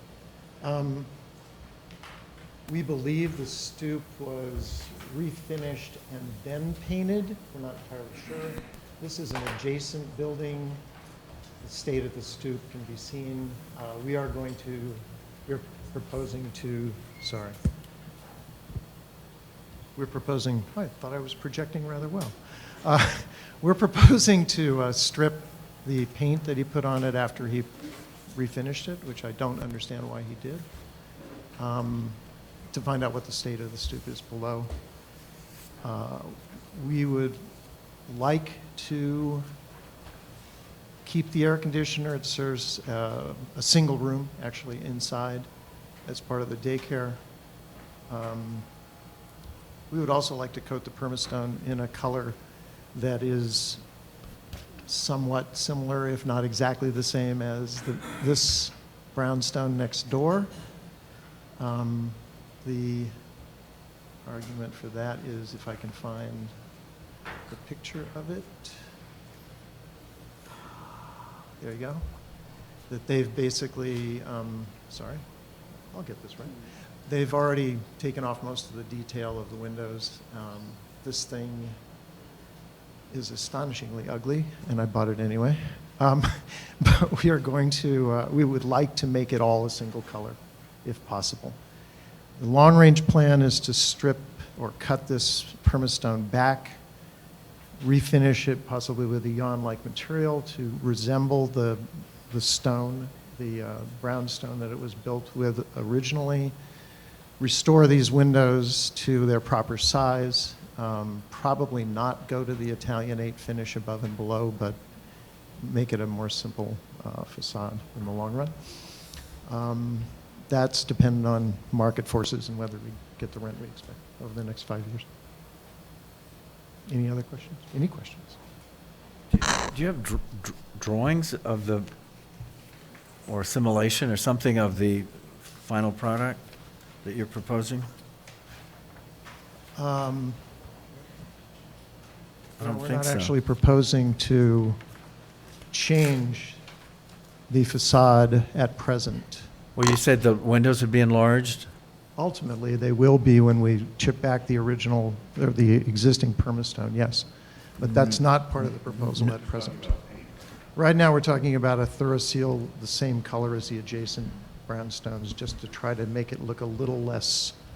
But you would take off the permastone? We're going to leave the permastone for now.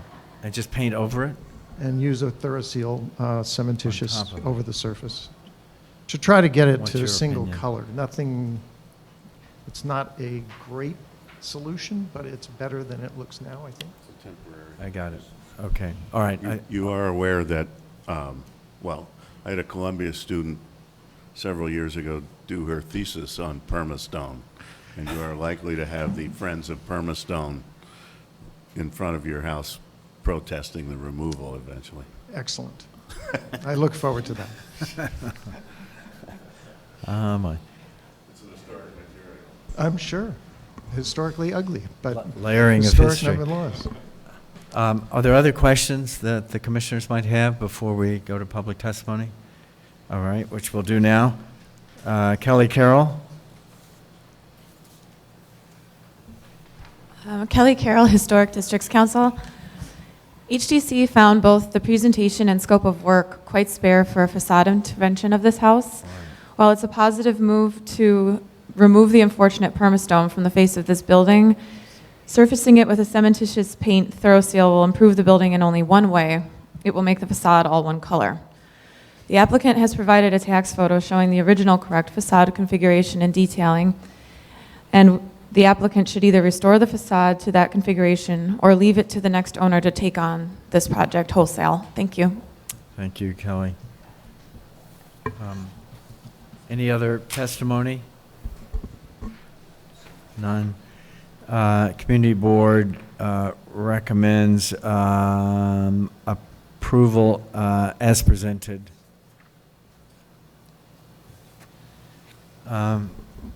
I'll ask that the hearing be closed. Move, second. Hearing is closed.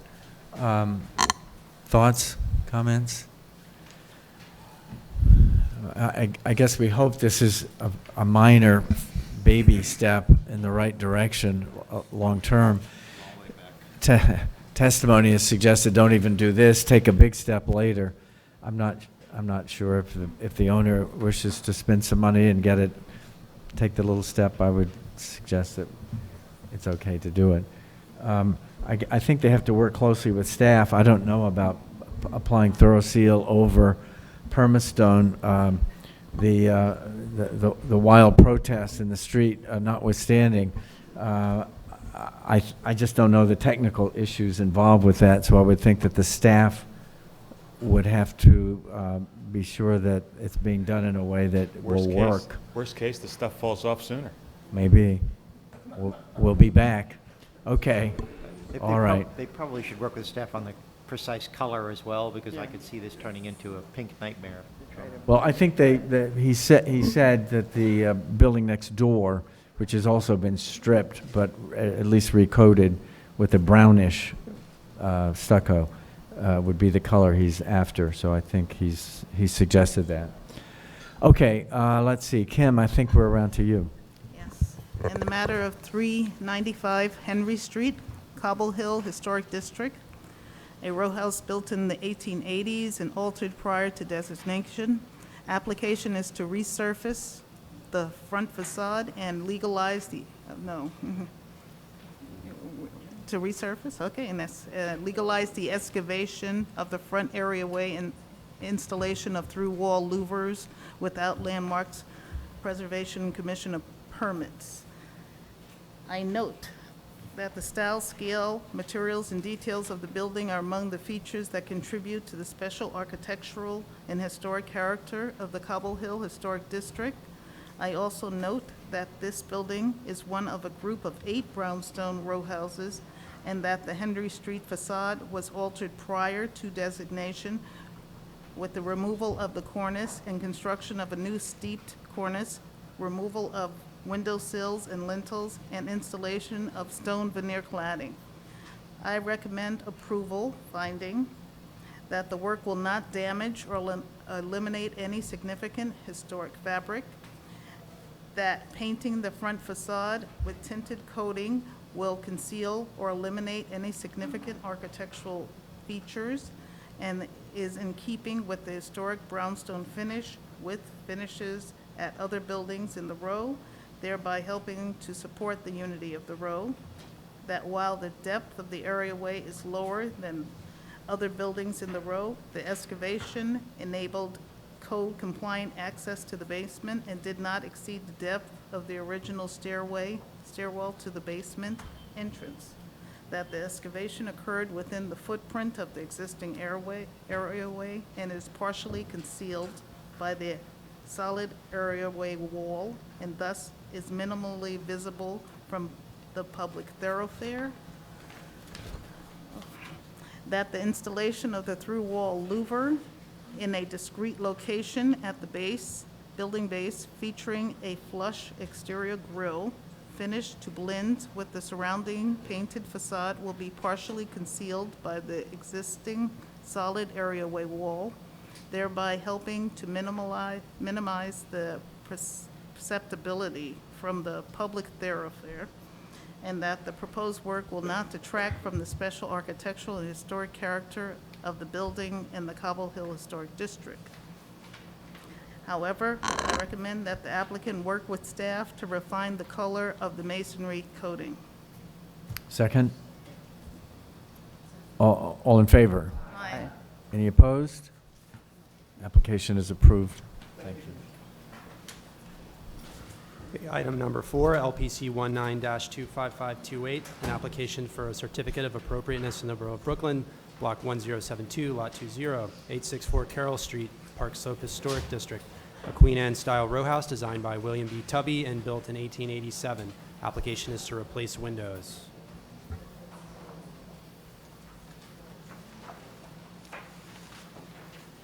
Good morning, Commissioners. Holly Hughes, Preservation Staff.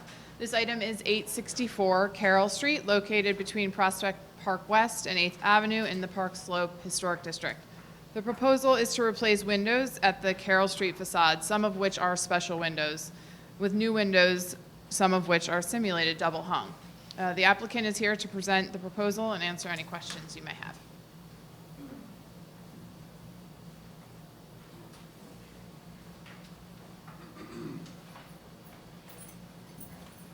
Good morning, Commissioners. Michael Ingwe from Baxter Architects.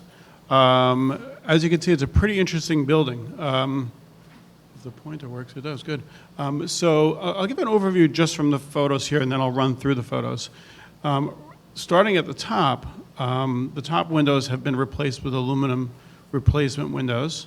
They've also, we're going to be bringing this back to the original, which you can see on the left, 3-window configuration. The window on the second floor, the small window, is a replacement wood window that was created to include that air conditioner. And then the windows that are original, you've got 2 of them, well, there's a few of them, but this is a curved window that's original. It's actually in incredibly poor condition. It's quite rotted. I think it probably happened because water was getting behind the storms that were put on at some point. So not only was the window rotted, but the bay around it was rotted. We were able to fix all that, but we're replacing these windows. And then you've got the window on the parlor floor, which is actually incredibly intact.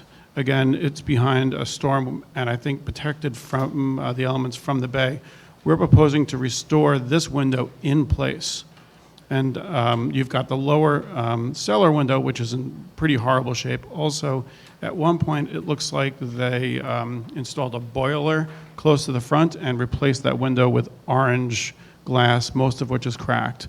And we're proposing to replace that window to match the original, but with clear glass and a simulated double hung.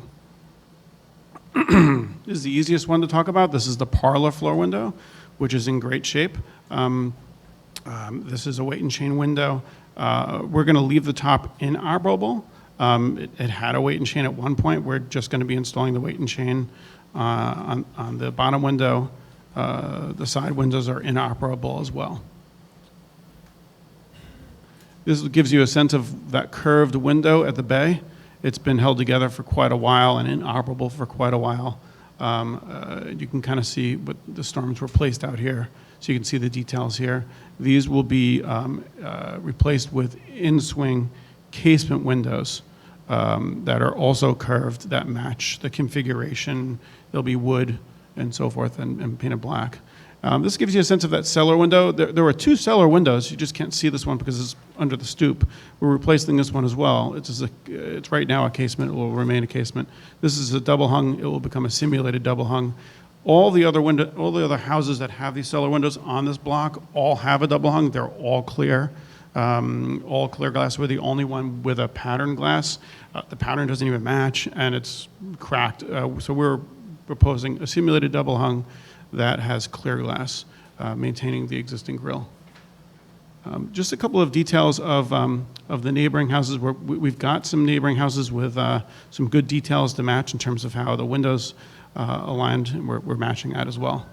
Just some more neighboring houses and some of their views. I have plans which are not that important right now. I've got our front elevation, which I'll leave it on. I've got window details to continue with, but basically just to kind of go bottom of the top, simulated double hung to match original in terms of divided light, restore in place, where we're already restoring the doors in place. New, the top windows will remain fixed. These will be in-swing casement. This is an in-swing casement to match the original configuration.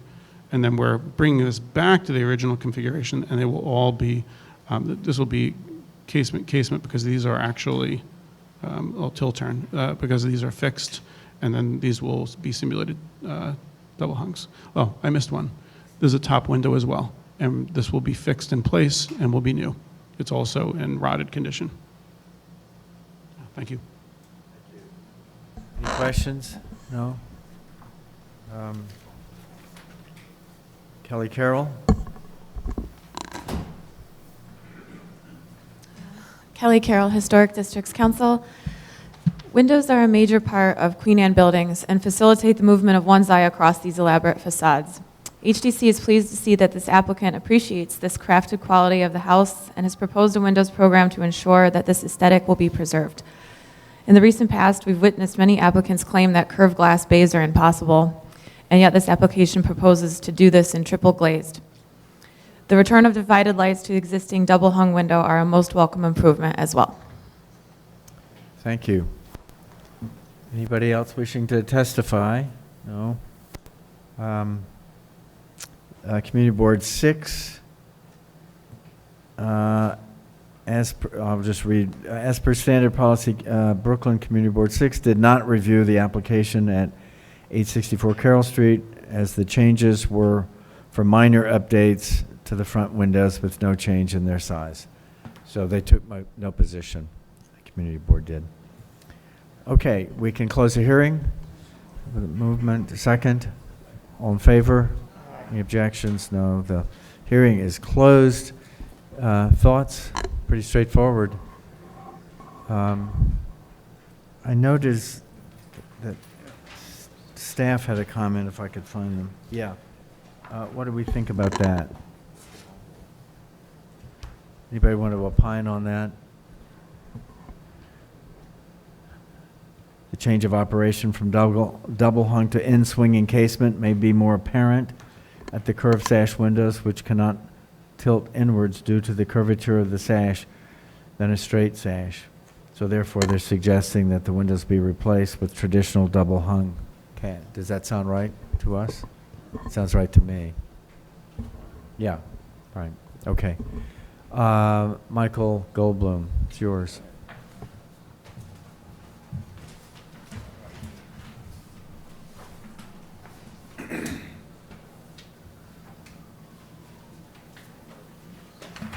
Regarding 864 Carroll Street in the Park Slope Historic District, the application is to replace the windows. I note that the style, scale, materials, and details of the building are among the features that contribute to the special architectural and historic character of the Park Slope Historic District. I further note that high performance and advanced technology used in the proposed windows is consistent with previous commission approvals of the same type for projects pursuing extremely energy efficient adaptations of buildings, and is supportive of similar adaptations that may occur incrementally over time at other buildings such as this one. I recommend approval with modifications, finding that the historic curved sash windows of the second floor are deteriorated beyond reasonable repair, warranting their replacement, that the proposed curved sash windows featuring 6/1 and 12/1 configurations and a painted black finish will match the historic windows in terms of configuration, profiles, materials, details, and finish, that the proposed fixed multi-light window at the attic floor, multi-light tilt and turn windows at the second and third floor, simulated double hung 8/1 and 4/4 windows with operable bottom sashes of the third floor, all with the painted black finish will match historic windows in terms of configuration, profiles, materials, and finish, that the fixed upper sashes of the simulated double hung windows will be in a different plane from the lower sashes, replicating the appearance of the historic window sashes, that the change in operation at the lower sashes of the simulated double hung windows and tilt and turn windows will be only perceptible when the sash and tilt and turn windows are open, that the parlor floor window assembly featuring multi-light side lights with beveled glass and a center 12/1 double hung window will be maintained with the upper sash fixed in place, that the 8/8 stained glass double hung window at the garden floor set behind a historic iron grill has been damaged and is missing panes of colored glass and is not a feature that is replicated at other buildings in this row. Therefore, its removal and installation of a matching new window with clear glass will largely be imperceptible and will not detract from the unity of the row. That the mix of windows with various sizes, configurations, and operations, including double hung, hinged, and fixed, is common in this row. Therefore, the resulting variation of the proposed windows will be in keeping with the building and the row, and that the work will not detract from the special architectural and historic character of the building or Park Slope Historic District. However, I recommend that the historic curved district, period. All in favor? Any opposed? Thank you. The application is approved. Okay, Commissioners, next item number 5, LPC 19-22597, an application for a certificate of appropriateness in the Borough of Manhattan, Block 196, Lot 7, 412 Broadway in the Tribeca East Historic District, a neo-Renaissance style store and loft building designed by Frederick P. Platt and built in 1910. Application is to legalize the installation of windows in non-compliance with Landmarks Preservation Commission permits. Good morning, Commissioners. Michelle Shabrami of the Preservation staff. The application before you is 412 Broadway, which is located between Canal and Walker Streets in the NoHo East Historic District. This application is to legalize 2 metal windows with horizontal elements at the second floor.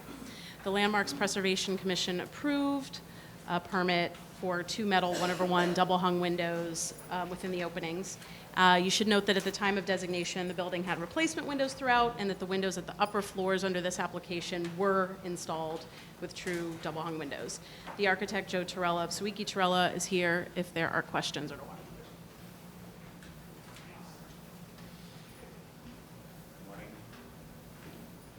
So I'm here.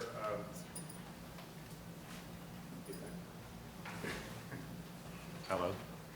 I'm here to try and just kind of legalize a situation that we kind of got stuck with.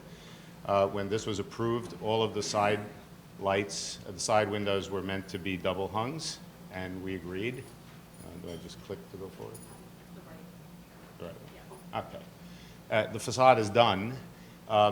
The contract was let that way. The fabricator went ahead that way. He provided shop drawings that way, et cetera. And when it came time, most of the facade was up already, and they came to us and told us that the second floor windows were something like 7 inches too tall to legally make as double hungs. The glass was slightly larger, and that they were not willing to go ahead with it that way, and they were not willing to warranty it, and the rest of the facade was done.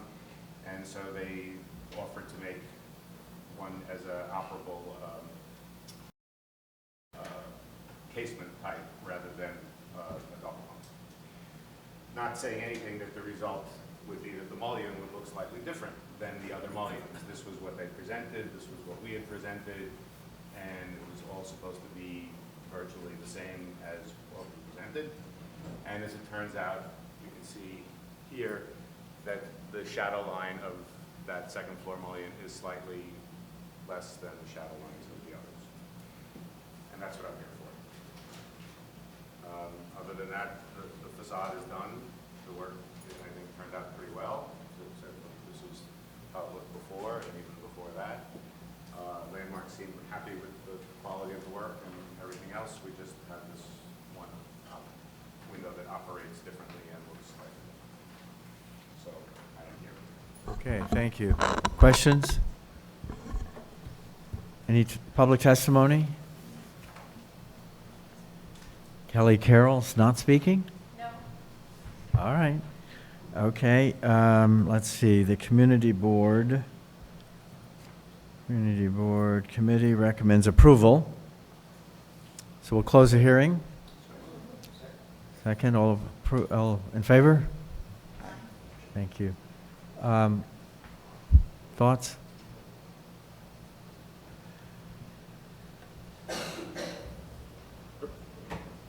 Okay. And we've seen situations where they fake the double hung in. I mean, it's not a big deal. Yeah. They can, So, I mean, they can, the issue is that the double hung, quote unquote, on the second floor isn't really a double hung, and it's kind of flat. right. Right? I mean, it's easy to have that corrected. You just make a fake double hung on the bottom and, So not to approve it as it is, but to Yeah. change it out. Yeah. and that seems to what the staff is recommending. I think it's logical. It's not technically formidable. Right. It's not what we approved. Yeah, that's all. That's correct. Okay. Okay, Michael Devonshire, it's yours.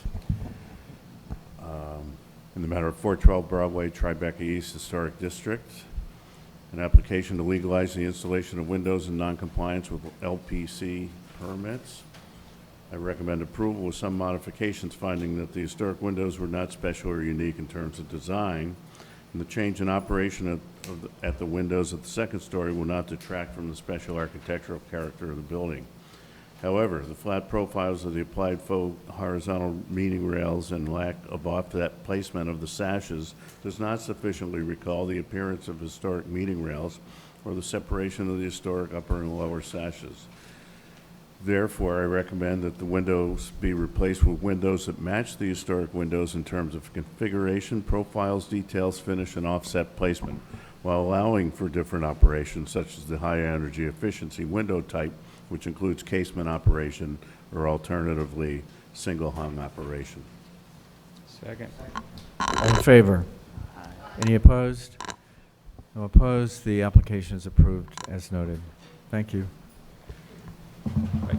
Commissioners, last item of the day. Now, let me just say that I will now recuse myself as a professor in the art history department at NYU. I must recuse, so goodbye for the day. Thank you, everybody. Also, let the record show that I recused myself from the last case because the building is in my district.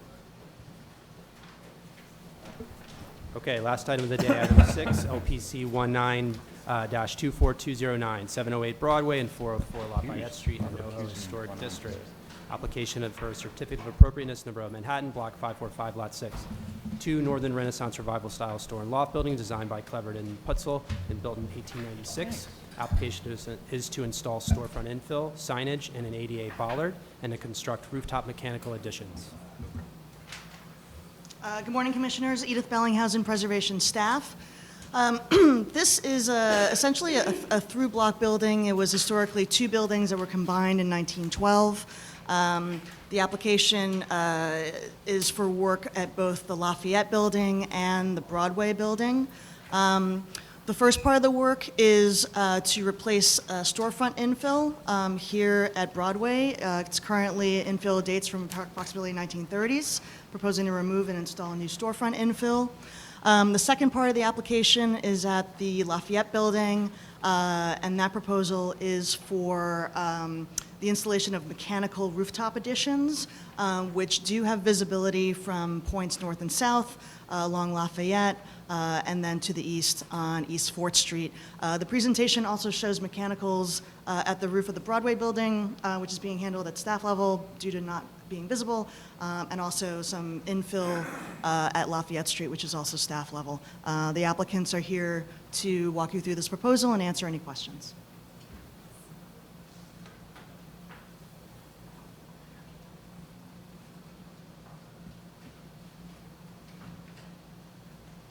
Hi, my name is Rachel Belsky. I'm Project Director with University Relations and Public Affairs at New York University, and I'm pleased to present to you today, along with Francis Halsband, NYU's proposal for 708 Broadway and 404 Lafayette Street as NYU's new School of Global Public Health.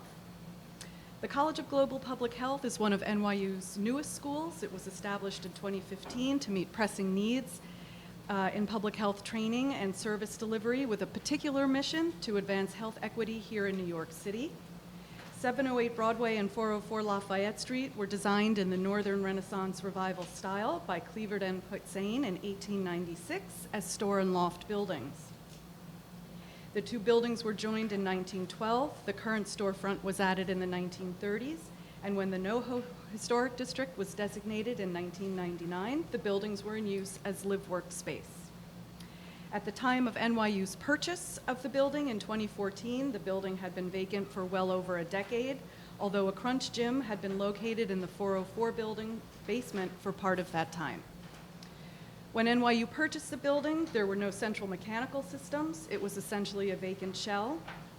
So in order to bring the building up to code, and as part of the renovation, a new comprehensive and building-wide mechanical system is now required.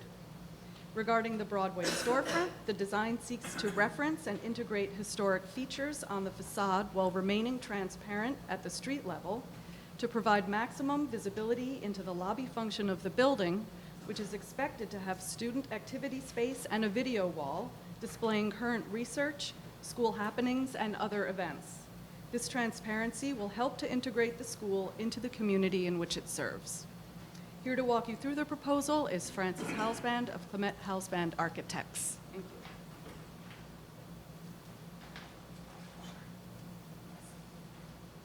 Just push the button. Okay, actually you've already, so these are the 2 different buildings that, as Rachel explained, have both been connected in 1912.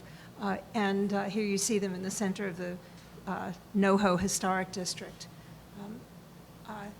The first thing I would say is probably about the storefront on Broadway. We did a lot of research on looking at all the existing storefronts. It's a very long block. It runs all the way from 4th Street up to Waverly Place, so there are a lot of pictures.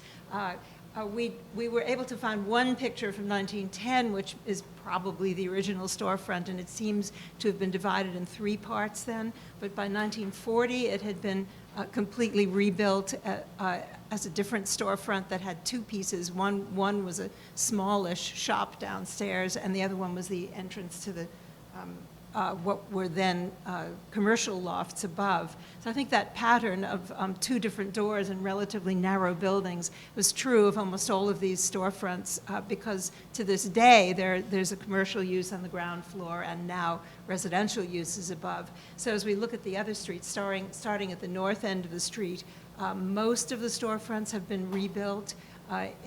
In these, all of these are completely new, I guess. When there are existing historic features, as there is at 719 Broadway, it looks as though the glass has been replaced with new, very thin mullion glass and as wide an expanse of glass as is possible. So that was one of our takeaways. And another one is, of course, that there seems to be a kind of a roughly an 18-inch high bulkhead in all of the storefronts that do exist. There's a lot of construction going on right now. The street is kind of transforming into, I don't know, from sneakers to kale salads, I guess, is the wave of the future. So it's hard to photograph every single one. But in essence, what we see is more glass replacing what was not historic to begin with. The elevation that we found was this 2-sided limestone, and we did a lot of investigations, in fact, with the landmark staff to see if anything was original here. And what we found is that it's a very thin layer of limestone, 3/4 of an inch of limestone over concrete block. And so there was really nothing worth saving. These are some interior probes that you can see concrete block and backup brick from the inside and from the outside. Well, kind of dismal, but what you see is that there's really nothing there that was part of the original storefront. So our effort was to try and relate something to the old building above. I should say that the upper portions of this building and of 708 have just been restored as part of a what's the word? Article 11. Local law 11. So everything was repaired and restored except for the storefronts. So we narrowed the opening so that the this will work with this. Taking this line of the glazing above, we narrowed the opening and used that as a starting point. All of this is new. It's all metal storefront.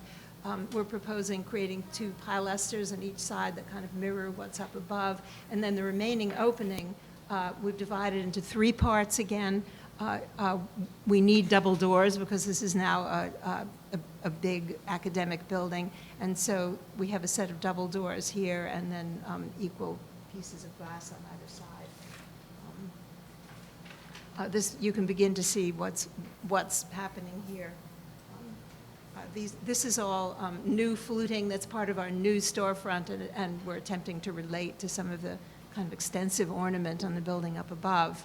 I think in the report it also says we're adding a machine that opens up the doors for handicapped visitors.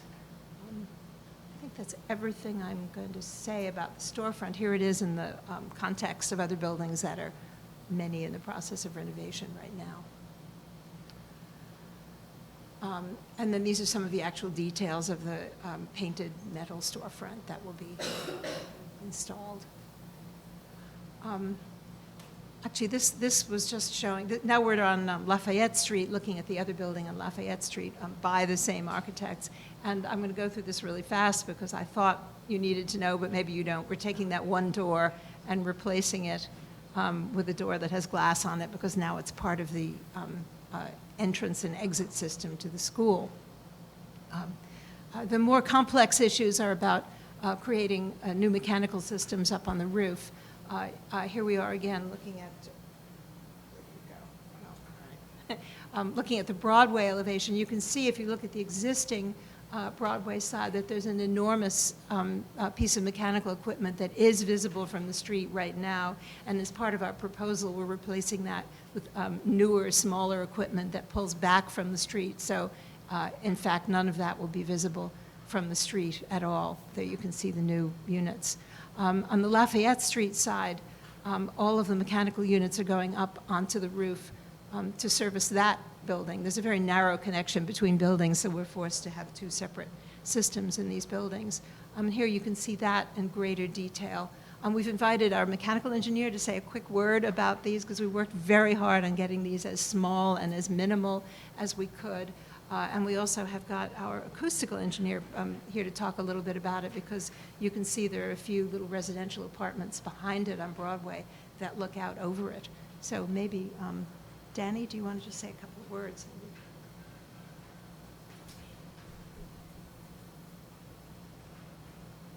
Good morning. My name is Daniel Polisi. I'm the mechanical engineer on the project. This slide's on the screen to illustrate the internal components of that piece of mechanical equipment on the roof.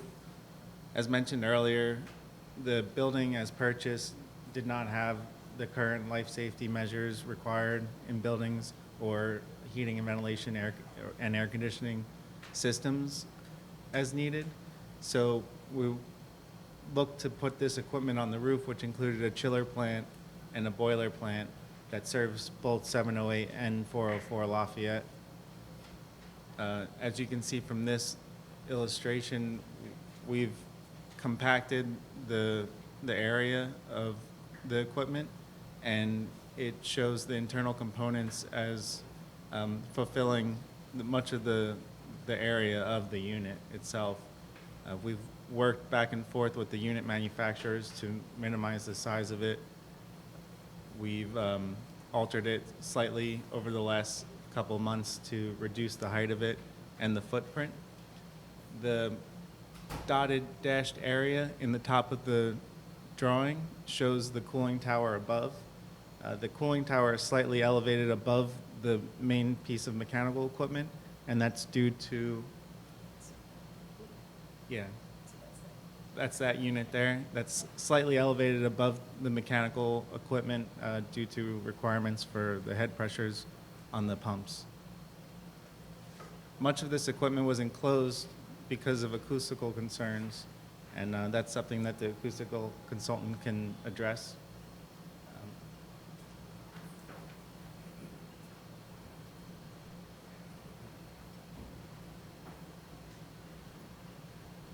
Good morning. I'm Mark Reber, spelled R-E-B-E-R, from Jaffe Holden. We're the acoustic consultants on the project. We've been engaged with the design team since the early phases of design to assure that these equipment and systems do not have any significant noise impact on the area, community in the vicinity of the site. There are a number of components that we looked at. Really all the components that are enclosed in the area you see shaded in yellow are really inconsequential in terms of noise because they're essentially inside the building as if they were inside the building somewhere else. It's a fully enclosed, insulated closure. There are three other items of equipment which we looked at specifically. One, as Dan mentioned, was the cooling tower. The cooling tower was situated as far east on the roof as is practical, away from the nearest residential buildings. There is a special selection of the cooling tower, a low noise selection that incorporates low noise fans. The other item of equipment, can we go back to the other one? The other item of equipment in this view is the emergency generator, which is the sort of standalone yellow box over on the right. The generator is enclosed within an engineered noise control enclosure, and will of course operate during an emergency, but will operate only intermittently for testing purposes. But it's fully enclosed in a noise control enclosure. The third item of equipment is an air handling unit, which is on the roof of the 708 Broadway building, not shown in this view, that air handler is a custom manufactured air handler, so we were simply able to specify the maximum output, sound output of the unit, which the manufacturer will be required to meet. And this is the box that everything sits in, and it will actually be painted this dull finish, light gray paint. So this is, actually, this shows that you don't actually see anything from 708 Broadway. Here you can see, first viewing from the south, I think we're standing at Great Jones Street in this picture. You can just see a little bit of the mechanical equipment on top, and from the north, sort of in front of the Public Theater, you see that much of it. This is the actual mock-up that we constructed to show Landmark staff what this would look like. Here it is again, closer up. It disappears as you get closer because of the perspective. And here it is looking from the north to the south. I think that's everything we have to say. Okay, thank you. Commissioners have any questions for the applicant? Yeah, is there a reason why you could not raise the side walls to conceal a little bit more of that? Is there anything technically or code-wise that would inhibit you from doing that? Code-wise, Making it floor area, I don't know. No, it's not a floor area issue at all. If just to raise the Okay, so it's just, parapet. it was just a, great, answer is no, great. Yeah, that's, yeah. Okay, any other questions? Okay, in that case, we'll take testimony. Kelly Carroll. Kelly Carroll, Historic Districts Council. While the proposed storefront regularizes the facade and is an overall improvement, there are many storefronts in NoHo that the applicant can work from to improve the details, many of which are in the application. HDC is of the opinion that this storefront, while more clean, is more about branding rather than taking cues from its context. Thank you. The next speaker is Sarah Bean Atman.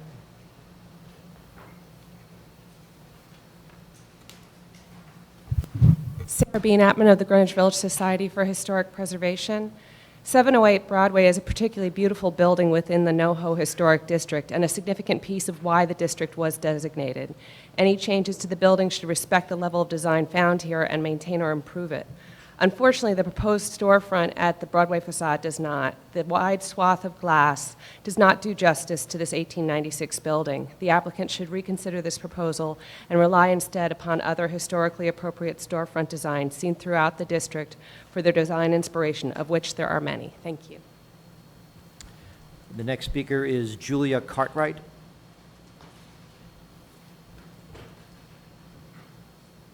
Good morning. My name is Julia Cartwright, and I'm here on behalf of the Dean of the College of Global Public Health at NYU, Dr. Cheryl Healton. I'm honored to be here today to represent our faculty and student body. Currently, our faculty and administrators occupy space in 4 separate office buildings on Broadway. We're exceedingly grateful for your consideration of plans for our college's new home at 708 Broadway and 404 Lafayette, where we will soon all be together finally in one location.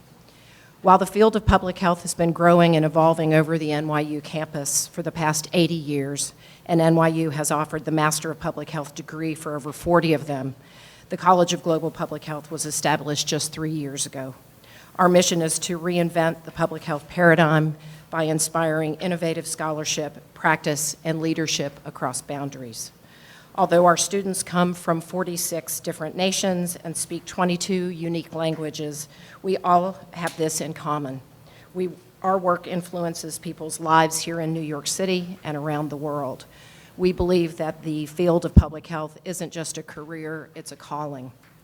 Between 2013 and 2018, we've seen a 167% increase in graduate students answering that call.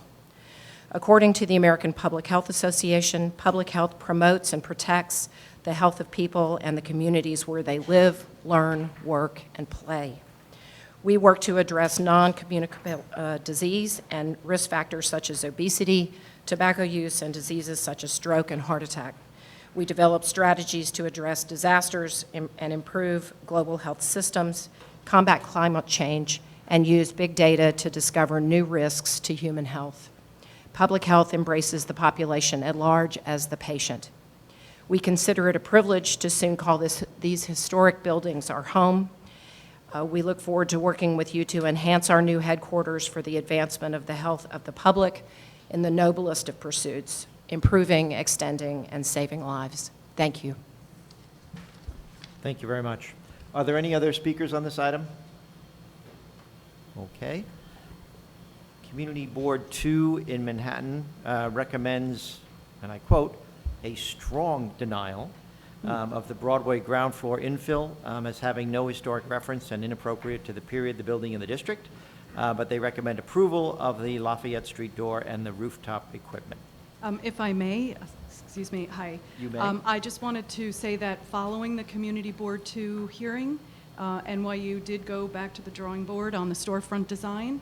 Frances can walk you through our changes, or as she had mentioned in her presentation, that the spandrels on the side were widened to connect to above, and the buffer at the bottom was installed at the ground level, about 18 inches, the bulkhead, I think.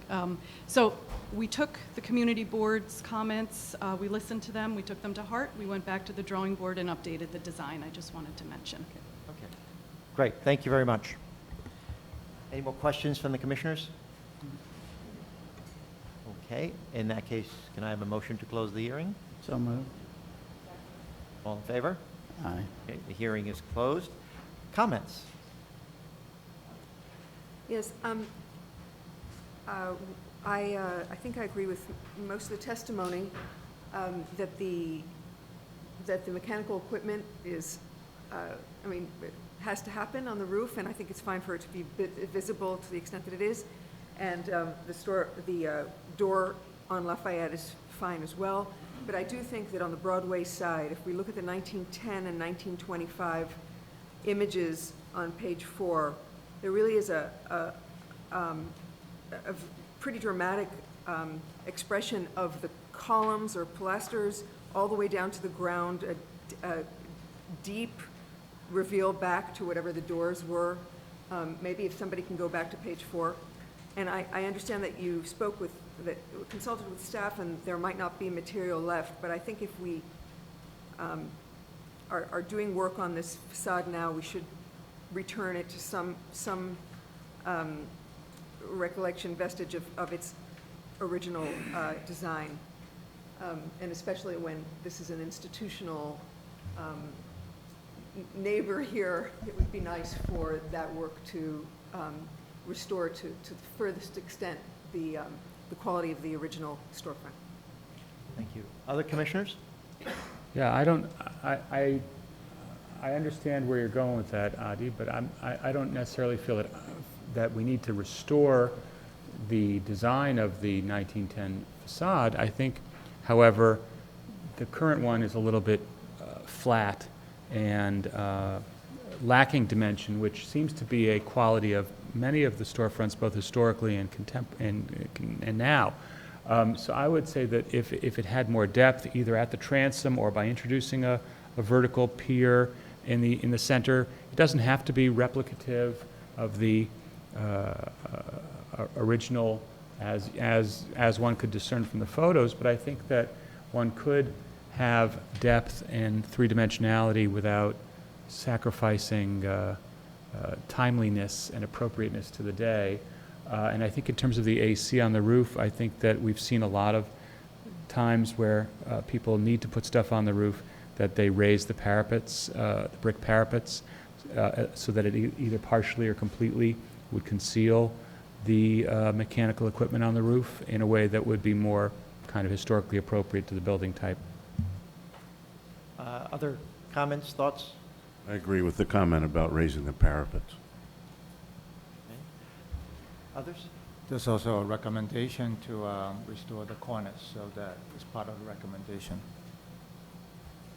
Okay, how do we others feel about restoring the cornice? It would be a very nice Sure. feature if that.